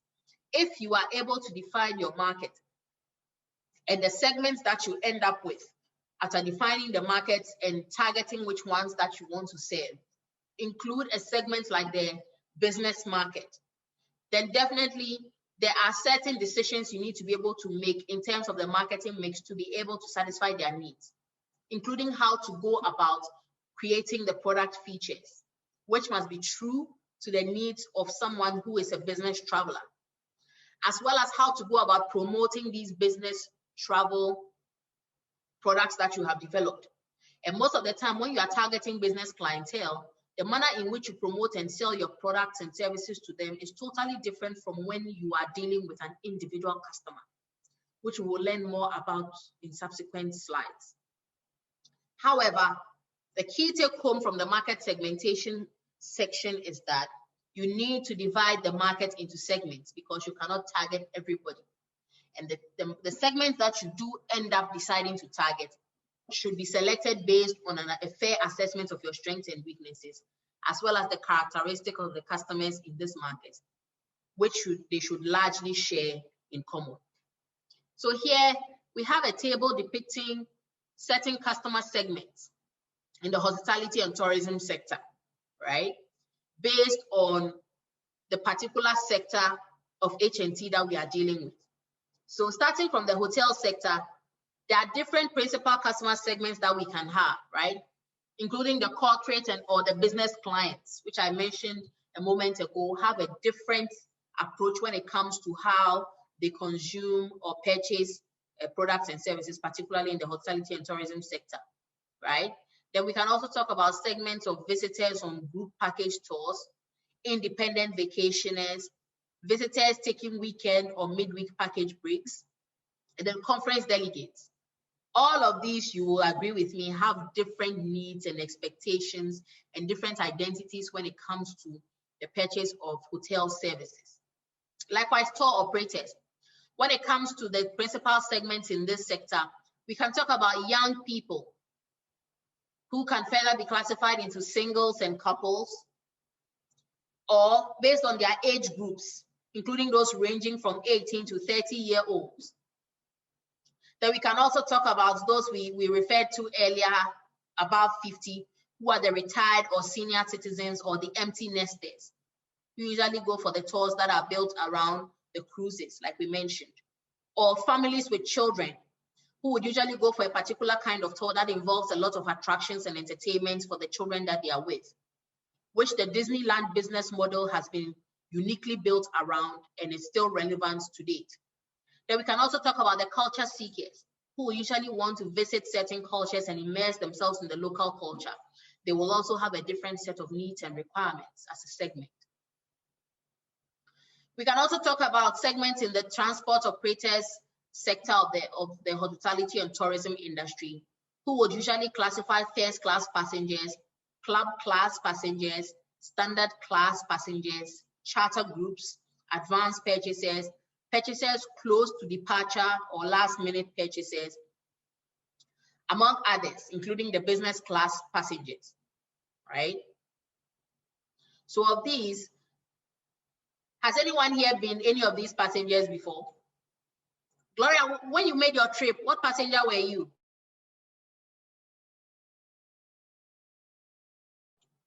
Gloria, which of these passengers were you when you went on your trip?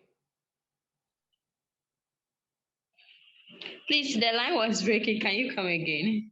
Which passenger were you? Which of the passengers were you? Oh, standard class. Okay. Has anyone here been a first class passenger?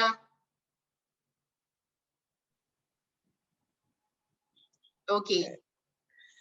Has anyone here been a first class passenger? Ruth, have you been first class passenger before? No, please, I beg you. Oh, Ruth. But I think almost all of us here who have traveled have been advanced purchases, isn't it? Yes, please. Yeah, we all buy in advance. But when British Airways tore up my flight details, I became a last minute purchaser. You always recount that event. I said, I'm not going to stop, Kwame. I'm going to forever be stop bad mouthing British Airways as long as God gives me bread, which I believe he has given me long life. Maybe one day when I become a senior sales manager there or a marketing manager there. Amen. Amen. But till then, Kwame, I'm on them. I'm not stopping.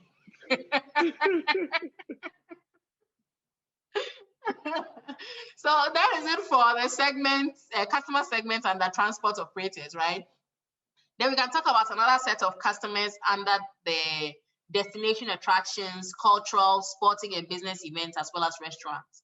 Customer segments in this group could include local residents in the area who would usually walk into the restaurants in their area to have some kind of entertainment or some kind of getaway from their normal lives on specific days of the week, perhaps. Then we can have day visitors from outside the local area who would usually come for leisure or for business. So we have the people who live in Accra, who travel to the northern regions to experience the Paga Crocodile Pond, to go to Lake Busumtre, to go to the central region, to the Kakum National Park. These are all day visitors from outside the local area. Then we have domestic tourists who tour different locations within their geographic confines. So people in Accra traveling to Cape Coast are domestic tourists. People in Accra traveling to the northern region are domestic tourists. Then we have tourists who come from outside of our geographic region. All those people from the different countries outside Ghana, including the US, the UK, Canada, and what have you, are all foreign tourists. Then we can also talk about school parties, which involve largely excursions to various locations or destinations to be able to learn about these various attractions and the various flora and fauna in these locations, right? So these are typical consumer segments we can find in the listed segments of the hospitality and tourism industry. However, depending on the nature of your organization and what your strategy or approach to segmenting the market is, you may have various segments, some of which could even be sub-segments of these larger segments that we have. For instance, under tour operators in families with children, which I mentioned that the Disneyland concept has built a lot, its business model largely on, to be able to ensure that they provide packaged holidays to families with children to give them an entertaining experience for a fee. It's often subgrouped into different segments under the segment of families with children. For instance, at Disneyland, there are packages for families that do not have kids, for families that have between 1 to 3 kids, for families that have 5 or more kids. And there are packages that are designed under each of these sub-segments for each of these family groups, right? To ensure that they give them a wonderful experience. And because of that, like I mentioned, Disneyland is unrivaled when it comes to these family holidays, which include children. And they have these locations in different parts of the world and continue to enjoy unrivaled success, right? Which is a semblance of a sustainable competitive advantage. And even with COVID, once Disneyland resorts started opening after COVID, they started experiencing huge numbers of visitors. Like COVID never happened, right? So this is a typical example of how a firm can properly segment the market and develop a product that helps them to develop and maintain a sustained competitive advantage throughout their operations in their particular sector. Sorry. All right. So what is the basis of segmentation? How do we segment the market? Based on literature, there are 4 main bases of segmentation. Now, these can further be grouped into 2 main classes of segments or variables for segmentation in terms of segmentation variables based on consumer characteristics and segmentation variables based on consumer responses. So for the segmentation variables based on consumer characteristics, we can talk about socio-demographic variables, geographic variables, and psychographic variables. Whereas under those segmentation variables based on consumer responses, we can only talk about behavioral variables. Now, each organization has to choose the basis or variables that they wish to segment their market by. But I wish to emphasize that in order to remain competitive, firms would often combine these variables together in unique combinations to ensure that they get a segment that will make them unique, or to ensure that they are able to identify a niche market that they can serve and do so competitively without fear of intense competition from other competitors in the industry. So you realize that some firms would combine 2 or more of these variables in the following form, such as a combination of the socio-demographic variables and geographic variables, which will result in a segmentation basis referred to as the geo-socio-demographic variable. We can also have a combination of the geographic and psychographic variable, which could be referred to as a geo-psychographic segmentation variable, or psychographic and behavioral, which could be referred to as a psycho-behavioral basis of segmentation. All of these permutations are, however, based on the firm's independent strategy and the plan that they have. to be able to arrive at this niche market that they can serve to contribute towards achieving their sustained competitive advantage. So let's look at each of these and what they entail, starting from social demographic segmentation. This form of segmentation addresses the question of who buys. So most of the social demographic characteristics we can look at in terms of who buys the product may include the age, the gender. What are some of the other social demographic variables? I've mentioned age, I've mentioned gender. What else can we talk about?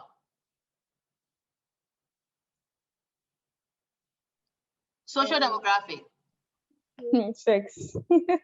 Sex and gender are the same.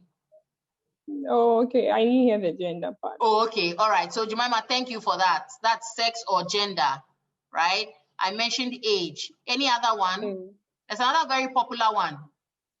Is it location? No, social demographic segmentation have to do with the person. So who? So we are looking at the person's sex or gender, the person's age. What else? Maybe where they are coming from. The destination. Education. Education, yes. Education has to directly do with the person, right? Jemima, when you say destination, it's not about the person. Like destination will come under geographic. Yeah, geographic, yeah. So under social demographic, we can talk about education. What else? One more. Can we talk about race, fair or dark? What about religion? Okay, hold on. Let's start from Kwame. Kwame, you said? The race. Is it fair, dark, or black or white? Yes. Okay. Considered? Can it be considered? Yeah, race can be considered because race has an influence on socialization and culture, isn't it? Sure, yeah. Which directly influences their tastes and preferences. Good. So we can talk about race. Great. Ruth, please go ahead.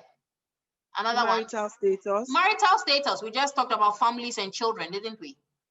Good. Yes. So marital status. Very good, Ruth. Jemima, do you have another one? There's a very important one we have not mentioned. Religion is also important, right? Can we talk about income? Income, Mercedes, thank you. Because income will largely determine whether or not they can even afford what you're trying to sell them. Please, we get it. How will you get their income? Oh, marketing research is very, very important, regardless of what business you are operating in. So to be able to segment the market, you need to be able to conduct a survey of some sort to understand the basic characteristics of the market, particularly their demographic characteristics. So usually when we are collecting data, I don't know, your long essay, is it quantitative or qualitative? Both. We are doing mix. Good. Now, in the quantitative aspect, you would usually give out a survey, isn't it? To ask about the target respondents for your study, isn't it? Sure. Good. That is an example of market research. And in this survey, you will usually ask them these basic questions, like what is your gender? How old are you? What is your income level? What is your marital status? Sometimes you ask education level, occupation, isn't it? Yeah.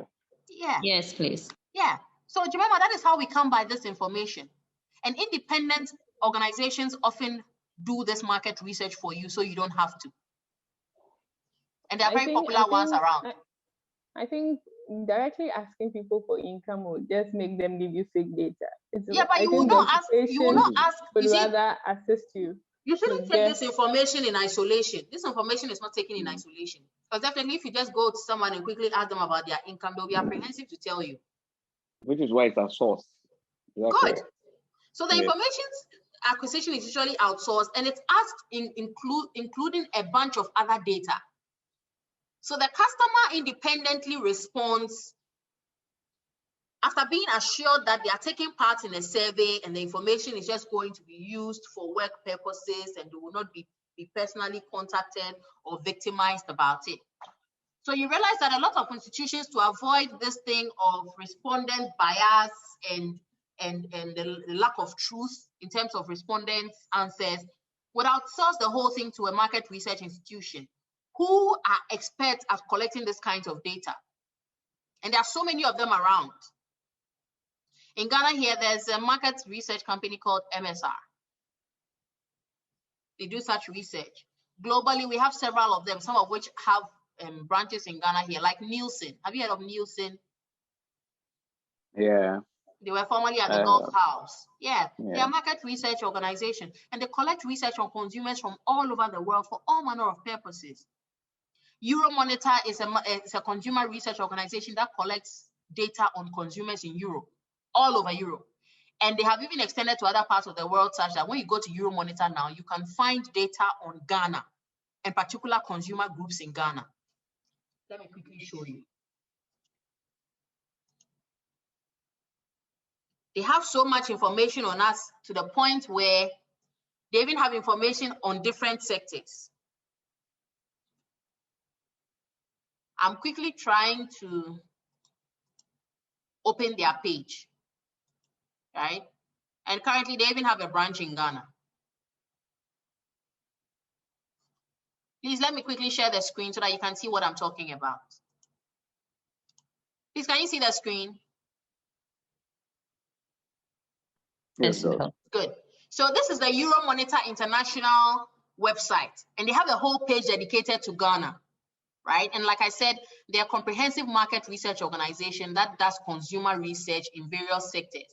And you can see that they have information in terms of commercial industries, demographics, trends, consumer lifestyles, and consumer products. And you can see that they have reports of all kinds. And they all come with a price tag. Do you see that? So if you want the research report on economy, finance, and trade in Ghana, you can buy it here for £175. If you want research on income and expenditure in Ghana, you can buy it for £175. If you want research on alcoholic drinks in Ghana, you can buy it for £1,375, and so on and so forth. Do you see that? Yes, Doc. Good. And the most expensive one is the one on packaged foods in Ghana. And I'm not surprised at all, because currently it's a booming industry. Do you know that? Yeah, it is. It is. Right? And that's the most expensive report they have. So if you're an organization, Jemima, and you know there's no way you can be able to obtain this information with the level of accuracy that these organizations would often do, because they have a scientific process. They have established systems and structures to be able to arrive by this information and do so objectively. Then you just save your money and pay them a bit of it to be able to gain access to these reports, which will go a long way towards helping you segment your market appropriately, right? So, yeah, and there's so many others, right?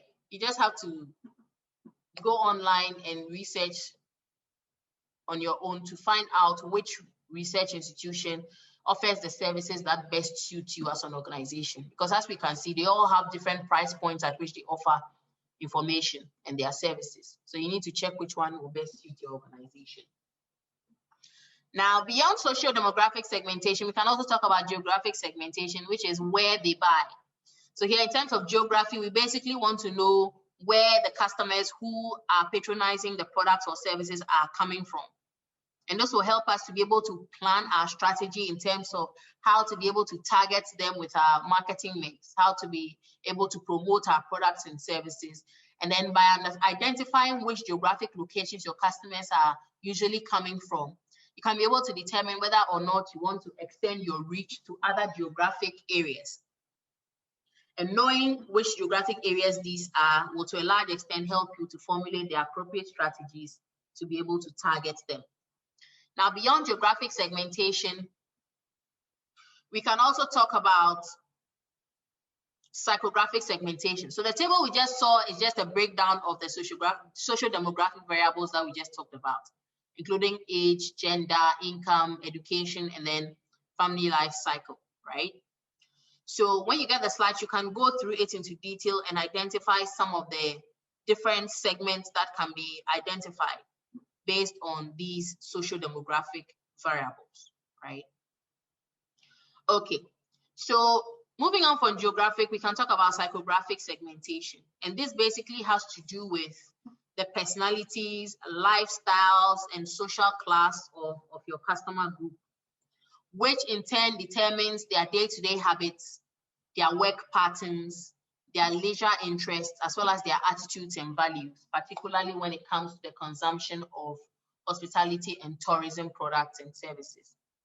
Now, in certain parts of the world, particularly the Western world, this level of psychographic segmentation in the hospitality and tourism sector has led them to classify potential market segments into customer groups on the following basis, using these acronyms. The first group they refer to as the yuppies are the young, upwardly mobile professionals who exhibit a unique set of characteristics when it comes to the consumption and purchase of hospitality and tourism products and services. Then they classify the dinks, who are the double income, no children target group, who also exhibit different characteristics in their consumption of hospitality and tourism products and services. Then they also classify the whoopies, who are the well-off old people, who again, they target in terms of their nature of consumption of hospitality and tourism products and services. And then we have the glammies, who are the graying, leisured, affluent, middle-aged sector of the market, right? Who are growing old, but however have a lot of money to spend. And this also largely influences their consumption of hospitality and tourism products and services. So I'm going to give a few examples of products in the hospitality and tourism industry. And then we will have a quick quiz on which group you think it will appeal the most to, all right? So the first one, are you ready?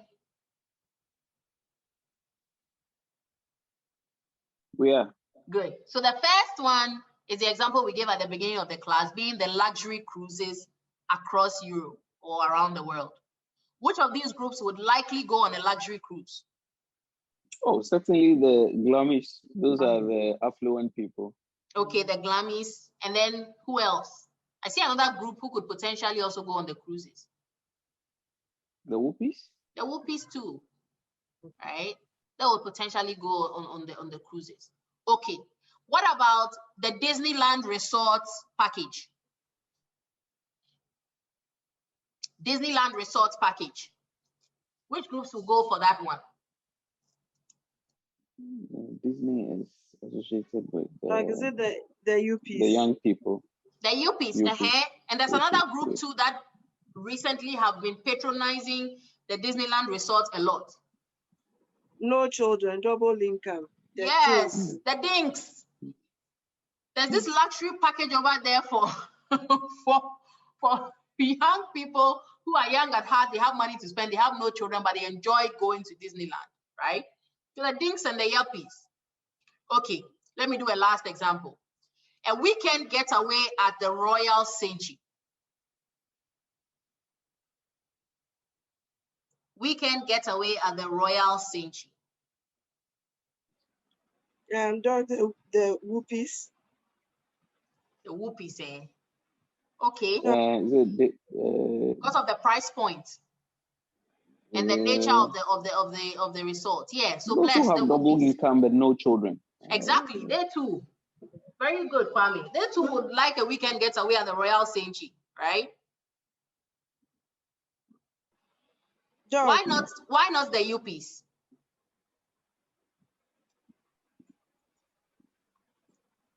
Why not the UPs? They don't have the time. Yeah. Well, that's one. Two. Young people, are they? How is their income? Do they have a double? They are upwardly mobile, so that means that they are not very rich. They are making middle level income.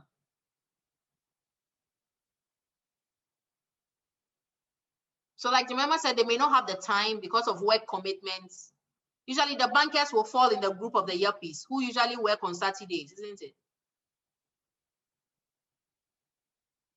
They'll go and do Saturday banking. That's a bit of subject to debate because when you say that you are tempted to look at age difference, when you say young people, in what category? So they're equally middle level young people. They are people like us. Yeah. Young. Exactly. So I think for the weekend stay at the Royal Saint, I think it will be the Dinks and the Whoopies. The Glammies will not necessarily go to the Royal Saint. They'll go somewhere like Peduase. I've heard Peduase is also a happening place for the Glammies. Apparently, a lot of the government officials prefer Peduase. Yes. It's a nice place. I heard. I'm just praying to God for the income. I have a colleague there who is now a marketing manager. And Kwame, let him connect us so that we can also experience the Glammy life. I will. In fact, I'm even luring him to come and do the program. Oh, please bring him. So we can all get some discounts or something to experience Peduase. So that's a good one. I mean, you guys have proven your strategy status, right? You're all strategic thinking because you largely categorize all of them perfectly. Right? So good job on that.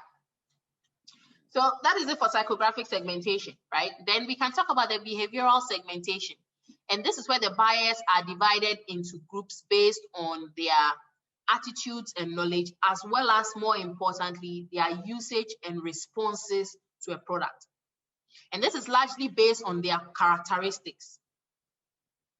And this helps us to answer the question, how the people go about making the purchase and what they buy, right? And I will go a step further to add when.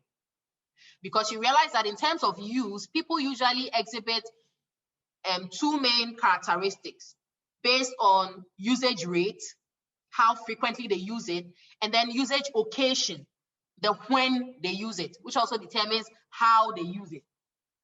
So a typical example would be this weekend getaway at the Royal Sanctuary that we are talking about. Someone will use this particular weekend getaway for a particular occasion, right? Like a Valentine's celebration or a wedding anniversary, right? Or they'll choose to have a weekend getaway at the Royal Sanctuary and have all their wedding festivities there. Does that make sense? Yes, please. Good. Then we can also talk about usage rates in terms of how heavy they use this particular product or service based on the weight. Are they heavy users, medium users, or light users? So for perhaps the Glammies, like the government officials who use Peduase, they may be heavy users of that particular location, because I've heard a lot of high-profile government meetings are had at Peduase. So that means that government officials like ministers and MPs will be heavy users of that resort, unlike individuals who will usually go there once in a while for a weekend stay or for some kind of relaxing trip, who we can classify perhaps in the group of light users or medium users, right? And then we can also talk about other usage occasions apart from the Valentines and the anniversaries, to include summer holidays where we have a lot of people coming from outside Ghana into the country to experience these locations as well. So we have a lot of expatriates from the United States who are Black Americans who have heard about the Royal Sanctuary and Peduase and want to come and experience it. Right? So all of these come under behavioral segmentation. And like we mentioned, these four bases need to be combined in one way or another to be able to carve some kind of niche segment which the firm can serve to set them apart from their competition. Right? Mercedes, please go ahead. Doc, please, I'm just wondering. Yes, please. What about customer loyalty? Which of the segmentations do you think it will fall under? Behavioral. Okay. So you realize that loyal customers are usually heavy users, isn't it? Yeah. They keep coming back now and again, every now and then, consistently. Okay. So it could come under behavioral. Okay, awesome. So that is it for the basis of segmentation. So when you are segmenting your markets, these are the key variables based on literature that you can use. And at any point in time, you have to be able to appreciate the unique combination of two or more of these to be able to come up with a niche market that you can serve to set yourself apart from your competition in the same industry. However, there's a key element we need to appreciate when it comes to segmentation. Now, these bases of segmentation we have talked about largely apply to consumer markets, which have to do with a lot of individual consumers who are independently responsible for making decisions regarding their purchase and consumption experiences. However, when it comes to business consumers who largely form the B2B market, they are not in any way similar to B2C consumers, especially when it comes to their process of deciding what to consume and how to go about consuming it, right? So when it comes to hospitality and tourism organizations, we realize that even though a lot of their customers are largely individual consumers from the B2C market, they also serve a huge amount of business consumers who form part of the B2B market. So these are not individual consumers, but they are organizational consumers. And like I said, they differ in terms of their needs, their resources, their buying habits, as well as their purchasing processes from that of individual consumers who are largely seen in the B2C market. Because whereas it will take an individual consumer a brief moment to identify a need, and then a short period thereafter to identify the product or service that will satisfy that need and purchase and consume it, B2B consumers are the exact opposite. It takes them longer to identify a need and set in motion the necessary processes to be able to obtain a product or service that will satisfy that particular need that they have identified. And this is very similar to what happens in the hospitality and tourism sector, as it happens in other sectors apart from the hospitality and tourism sector. So we are going to learn a bit about segmentation as it applies to business markets in the hospitality and tourism sector. And by that, we need to be able to identify that the typical criteria that we just talked about, being the behavioral, psychographic, geographic, and social demographic characteristics, will not apply to business consumers because first off, they are not individuals. So we cannot assess them on an individual basis. And therefore, when it comes to segmenting this market, we have three main bases we can use. Now, the third basis is as a result of the strengths and weaknesses of the first and second basis as we are about to identify, starting from macro segmentation. So when it comes to macro segmentation in the B2B market, it's all about the characteristics of the buying organization. So here it's about dividing the organization based on characteristics such as their size. So how big the organization is. Is it a large organization? Is it a large multinational or a local organization or a medium-sized organization with one or two other branches? All of these are characteristics we need to look at under the size of the organization in macro segmentation, along with the geographical location of the organization. Like we mentioned, is it a multinational organization being located in various countries or regions across the world, or it's basically a domestic or local organization that is located within the same geographic boundaries as the organization in question. So that is what we look at under macro segmentation. Now, the next level is to consider micro segmentation, which is a bit more streamlined, focusing on decision-making within the macro segment. So here we are looking at the buying decision criteria, the perceived importance of the purchase, and then the attitude towards vendors. Now, you will bear with me that unlike the characteristics that are sought under macro segmentation, like size and geographical location, which are fairly easy to come by, the characteristics that we seek under micro segmentation are a bit difficult to come by. Do you agree?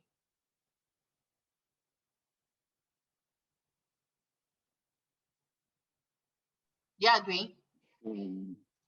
Yeah.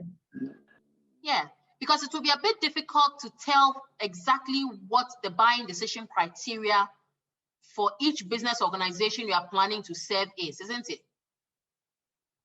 Okay. Yeah.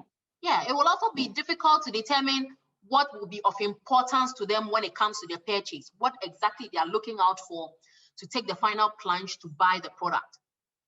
and which attitude of the vendor may set them off, or which attitude they are looking for in the vendor to finalize their decision to make the purchase. These are all important criteria that are difficult to come by for any prospective organization that is hoping to serve a business customer. So in that case, we realize that there is the need for another kind of segmentation that will help to be able to address this major challenge we have identified, right? Which is the fact that the information required for the two types of B2B segmentation we have identified, particularly micro-segmentation, may be too difficult or costly to acquire. Hence, a third form of segmentation was introduced, which is referred to as reverse segmentation. And this has become very common in recent times because with reverse segmentation, it's all about the customers rather doing the research and selection, unlike the other way around. This doesn't make sense. Hence the term reverse. Does it make sense, or I should go over it again? Yes, it does. Good. So it's reverse in the sense that with the first two, you, the supplier or the organization providing the product or service, is the one making the move to learn about your customer. But with reverse segmentation, it is the customer who is making the move to learn about you and tell you what they are looking for. And it is up to you to try and convince them that you are the best person to give them what they are looking for. And these criteria that they are likely to be looking for may be in terms of the quality of the product or service they seek, its price, or a product or service that is in line with their ethical stance. So any supplier that is able to convince them that they can meet these needs of theirs, right, becomes the most attractive and will likely end up being the firm that is selected to provide this particular product or service. And it is this issue of reverse segmentation that has led to the whole process of tendering in Ghana and other parts of the world. Does it make sense?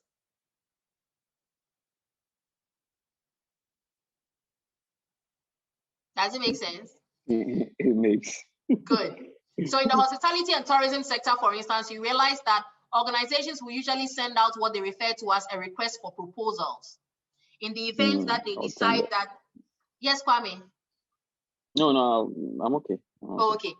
So in the event that perhaps they want to organize a meeting and they cannot decide which hotel to make host this meeting or which resort to make host this meeting, they'll draw up a request for proposals and send out this request for proposals and ask their hotels of choice to submit a bid or a response to the request of how best they can be able to provide the services that they are asking for in that request for proposals, right? So that is the way they'll be able to determine which of these service providers or suppliers is best suited to be able to provide the services or the products that they are looking for. Now, this has become very important because the nature of purchasing and deciding what to purchase and consume in the business-to-business market is largely driven by what we refer to as a buying center.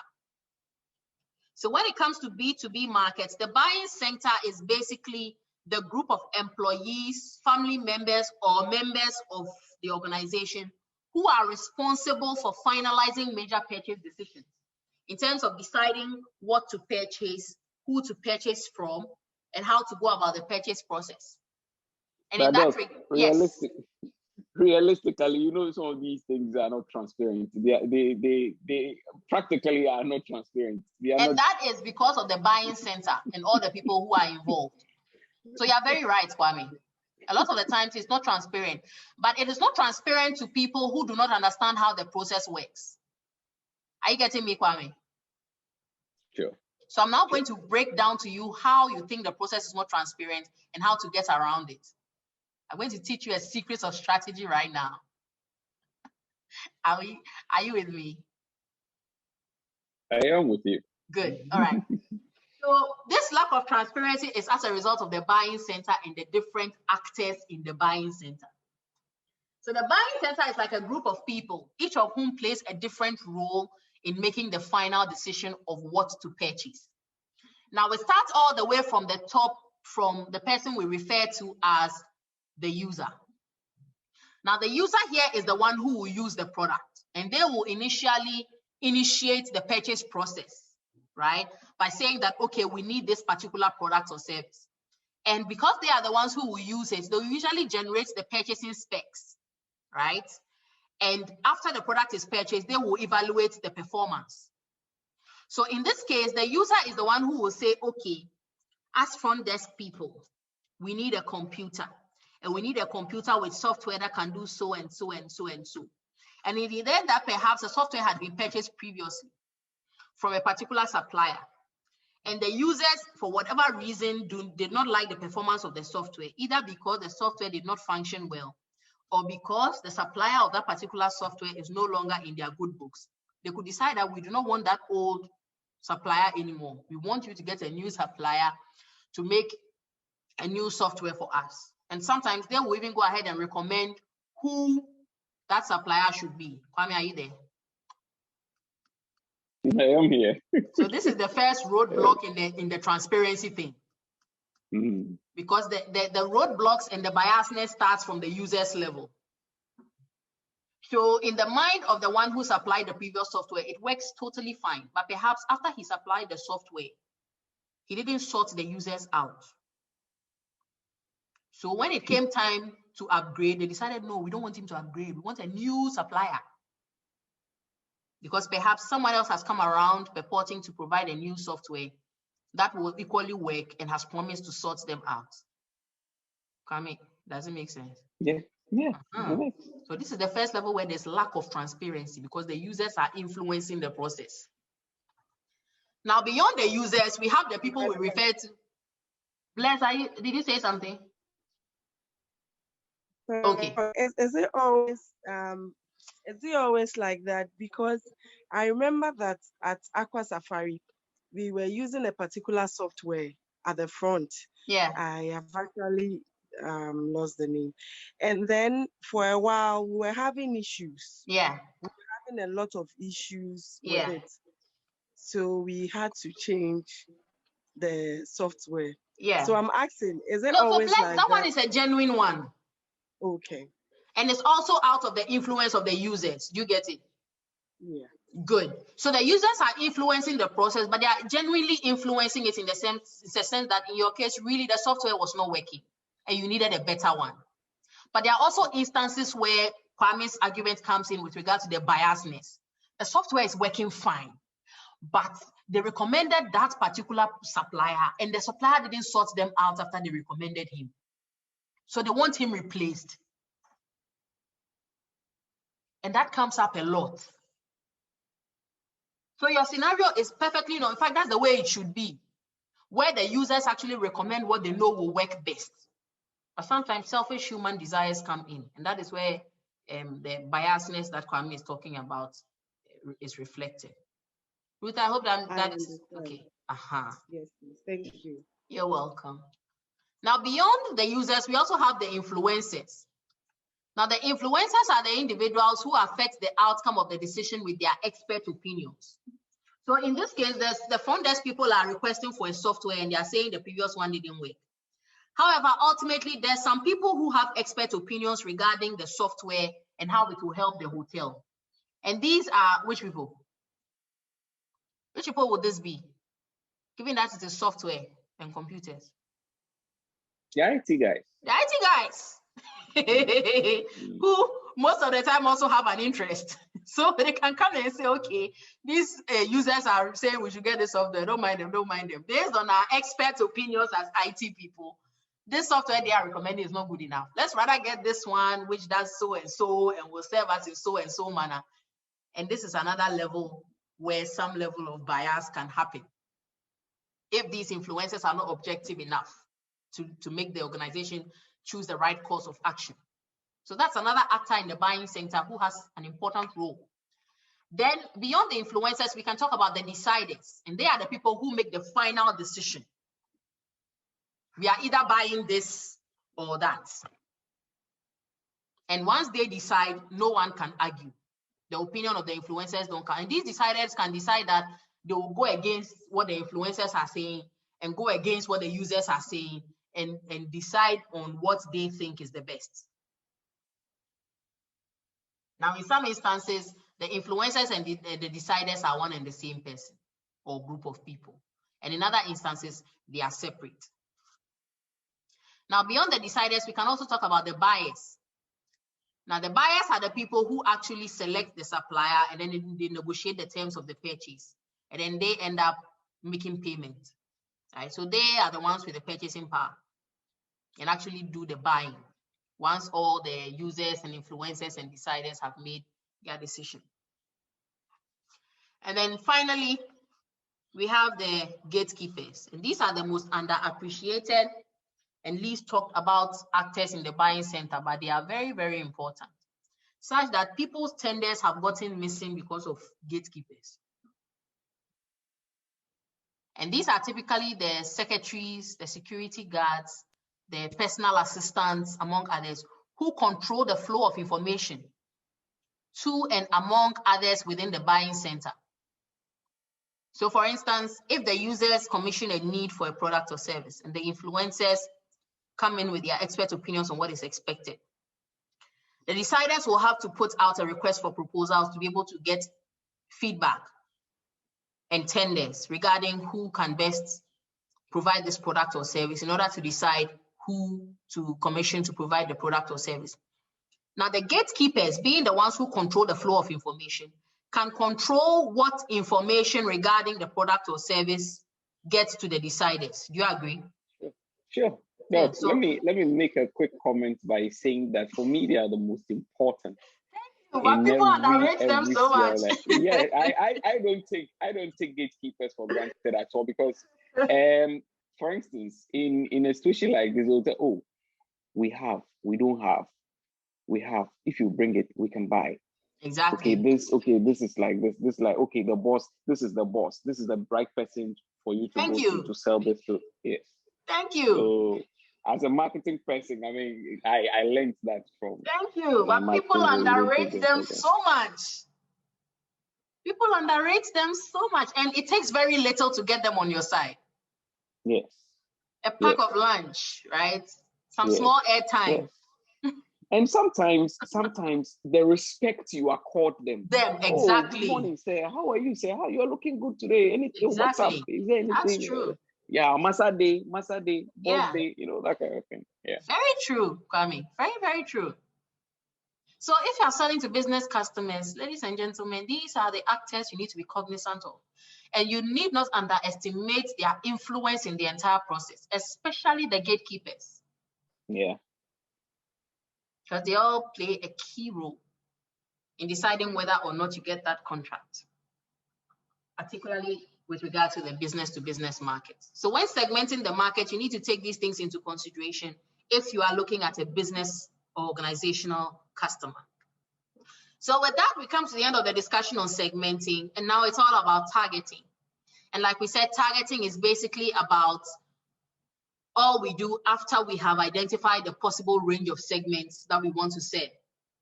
And with targeting, the focus here is choosing the most attractive one, which, like we mentioned, could be based on the size, the amount of opportunities available, and the level of supplier concentration, to ensure that we are choosing a particular market that is within our means, based on our capabilities and resources as an organization, and our strengths and weaknesses in terms of taking advantage of the opportunities we have seen in these market segments that we want to take advantage of, right?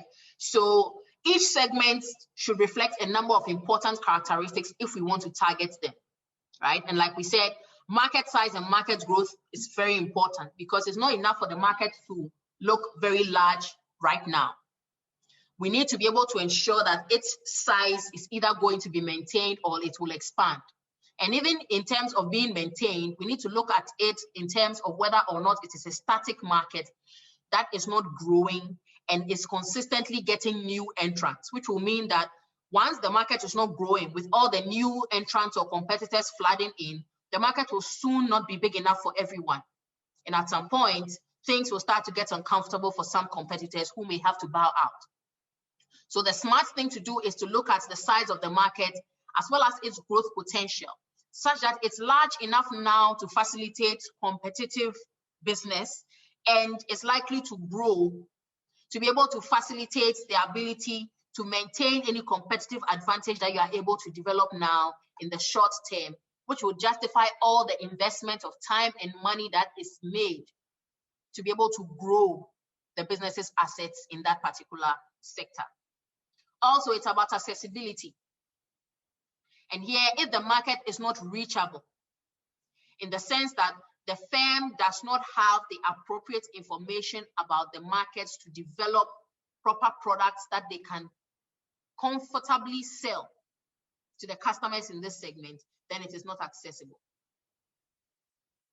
So it's about being able to learn about this segment, formulate an appropriate product, and efficiently promote this product that you have developed to this market in a manner that they are in a position to accept and be able to act upon in order to purchase and consume the product or service that you are offering, right? So that is it for accessibility. So you can't sit in Ghana here and say you are targeting a group of customers in a remote part of the world like Antarctica, which it will be very difficult for you to go about developing an effective marketing mix to sell. Because first off, customers in that part of the world, based on their characteristics and the products and services that they usually consume, much less in hospitality and tourism, is going to be significantly different from customers from any part of the world, which will make it very difficult for you to be able to reach them with a particular product offering that will appeal to them, right? So reachability is very important when it comes to targeting a particular market segment. Also, measurability is important. And why are we talking about measurability? When you are able to formulate a marketing mix strategy for a particular segment you want to target, you need to be able to measure your progress in order to determine whether you are on course towards achieving your objectives or not. Without having the ability to measure your progress and the success or otherwise of the individual tactics and strategies that you are using, you will not be able to determine whether or not your strategy is functioning as formulated or as planned. And you will not be able to also know where there's the need for certain alterations or tweaks that have to be made to ensure that the strategy goes off without a hitch. So measurability is very important so that you can be able to determine what the demand for your product is like, whether the strategies that you have put in place towards selling the product to this particular customer base that is demanding your product and expanding your reach to potential customers in the same market segment is plausible. If not, you may have to go back and reevaluate your strategy to ensure that you are able to appropriately serve the markets that you have chosen to serve. And finally, actionability. And this goes back to the fact that the firm's resources are not unlimited. And in deciding to serve a particular segment, you need to be able to be sure that the capabilities that you possess as an organization, along with your resources and your strengths and weaknesses, are all poised to help you to be able to put in place the necessary strategies and implement them to meet the needs of the customer segment that you are targeting in that particular market segment. So actionability is all about making sure that you have the necessary competencies and resources to come up with cost-effective programs based on your strengths and weaknesses to service the needs of this market segment, to be able to achieve the competitive advantage which you seek for yourself as an organization in relation to your competitors. And once you have been able to do this and target the market, you now need to look into the issue of positioning. Now, positioning is all about being able to differentiate yourself and set yourself apart from your competitors, such that when you are in a sea of competitors, your unique product will be able to stand out and will not be fully or wholly comparable to that of a competitor in the same segment. So product positioning is the way in which your product, in terms of your hospitality and tourism product, or your brand and the products and services that you offer, is perceived in relation to the preferences of your customer segment and those of competing products and brands in the same sector. So here it's all about creating a particular perception among the customers about your brand and your product, which will make it preferred in the event that the customers are comparing your brand and product with those of your competitors.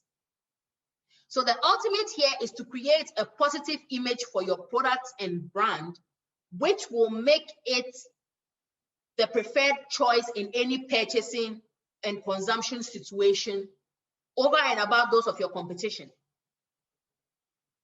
Because in the absence of a positive image, the customers may have no knowledge at all of your product or brand, or worse, may have a negative image of it, which will result in them looking elsewhere towards other competing brands when it comes to certain consumption and purchase situations that involve your particular product category. So it is important to ensure that the firms in the sector, including your organization, as a manager, strategically thinking about the customers that you hope to serve and how to be able to capture their attention from your competition to develop a positive image for your product and your brand, and also make sure that all potential customers know about your product and your brand. Because if they do not, there's no way they can form a perception about it. And once they do, you want them to have a positive perception or positive image about the product or brand. Because to have a negative image means that it would be the least preferred when put up against the products and services offered by your competition. And if they do not know about it at all, there's no way they will have an opinion about it, even to consider it in the event that they have a need for that product or service which your organization is selling. So product positioning is very important. And the key here is to create a positive image along with general awareness of your brand and the products and services that you offer, right? So in line with that, let's look at the positioning of a tourism destination in Queensland, Australia, right? And here we can see a number of destinations in Queensland and how each of them have been positioned, right?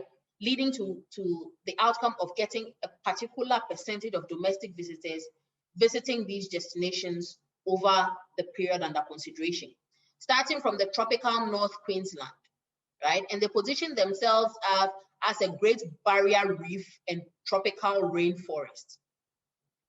So the brand itself, in terms of positioning, has made their personality that of a relaxed, friendly, natural, adventurous, and active environment. So in terms of their competition, they are saying that compared to their competition, the tropical North Queensland is more relaxed, friendly, natural, adventurous, and active.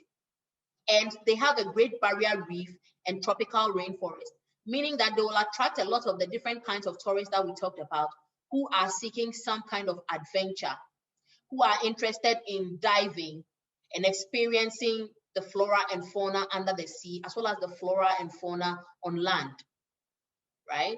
Then we can also talk about Brisbane, which is a destination in Australia, which has positioned itself as stimulating subtropical capital city experiences.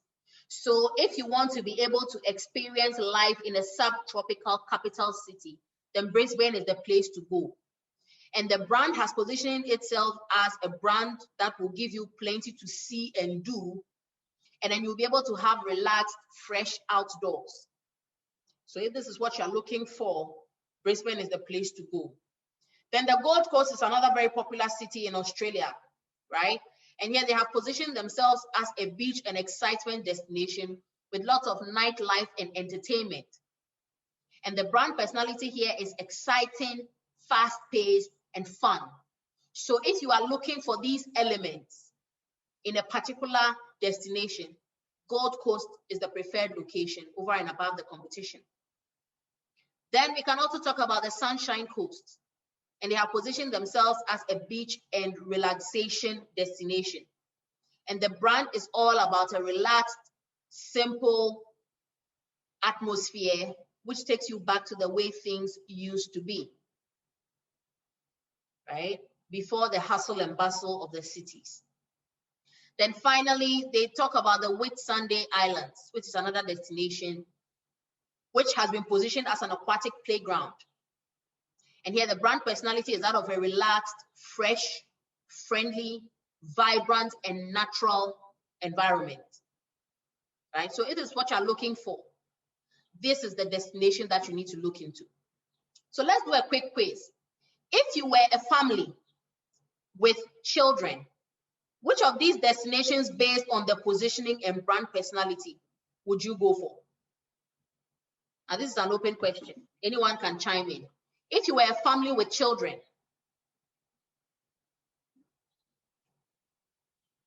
which of these destinations would you go for and why? Based on the positioning and brand personality. Oh. Yes, Mercedes. I think I'll go to Brisbane. Yeah, I agree. Because the brand personality is basic to see and do. So okay, parents will have something to do. The kids will also have something to do. I agree. So I agree. Very good choice. Very good choice. Someone would have automatically zoned in on another one, but I think the Brisbane one is very strategic. Gold Coast. Gold Coast for family and kids. Exciting, yes. Okay. Yes, exciting, fast-paced, fun. It's reasonable. But look at the positioning. Nightlife. The nightlife will just drop it. Exactly. Because you can't take your kids there and leave them and go out at night. With the bustling nightlife there. Or Kwame, you don't agree? I agree with you. Come on. I totally know. So maybe the normal income people with no children will be good for the Gold Coast, isn't it, Kwame? Sure, it will. Yeah, they can enjoy the daytime, the nightlife with all the exciting, fast-paced fun. Great. Any other one? Family with kids. Family with kids. Any other one? Maybe the Whitsunday Island. Yeah, that's another good one. That's the first one that anybody will zero in on because of the positioning as a what? An aquatic playground. Playground. It means the kids will play till they get tired. And but you also will not want to always consider kids all the time. I mean, yeah. That's true. That's true. That's why I thought the Brisbane choice was a fantastic one, because that means that there's a lot to see and do for everybody. Everybody, yeah. Good. So you see how the strategic positioning has influenced the choice of the consumer based on their characteristics and what they are looking for. Yeah. So these strategic moves and thought processes cannot be overemphasized. They are so important and so intense in terms of the procedures that the strategic decision makers have to go through to arrive at all these things. Hence my initial argument that they merit all the pay that they collect for attending all these strategy meetings, because the work that they do. Entertainment allowance. Entertainment allowance, it's all merited. Because by the time you finish thinking about all these things, you will have some headache or some migraine. It's a lot, right? But I believe you are all up to the task. And by the end of this course, you will be poised to become strategic decision makers who are going to make a change in this sector. Amen. Amen. And with that, we've come to the end of today's session. That's sweet.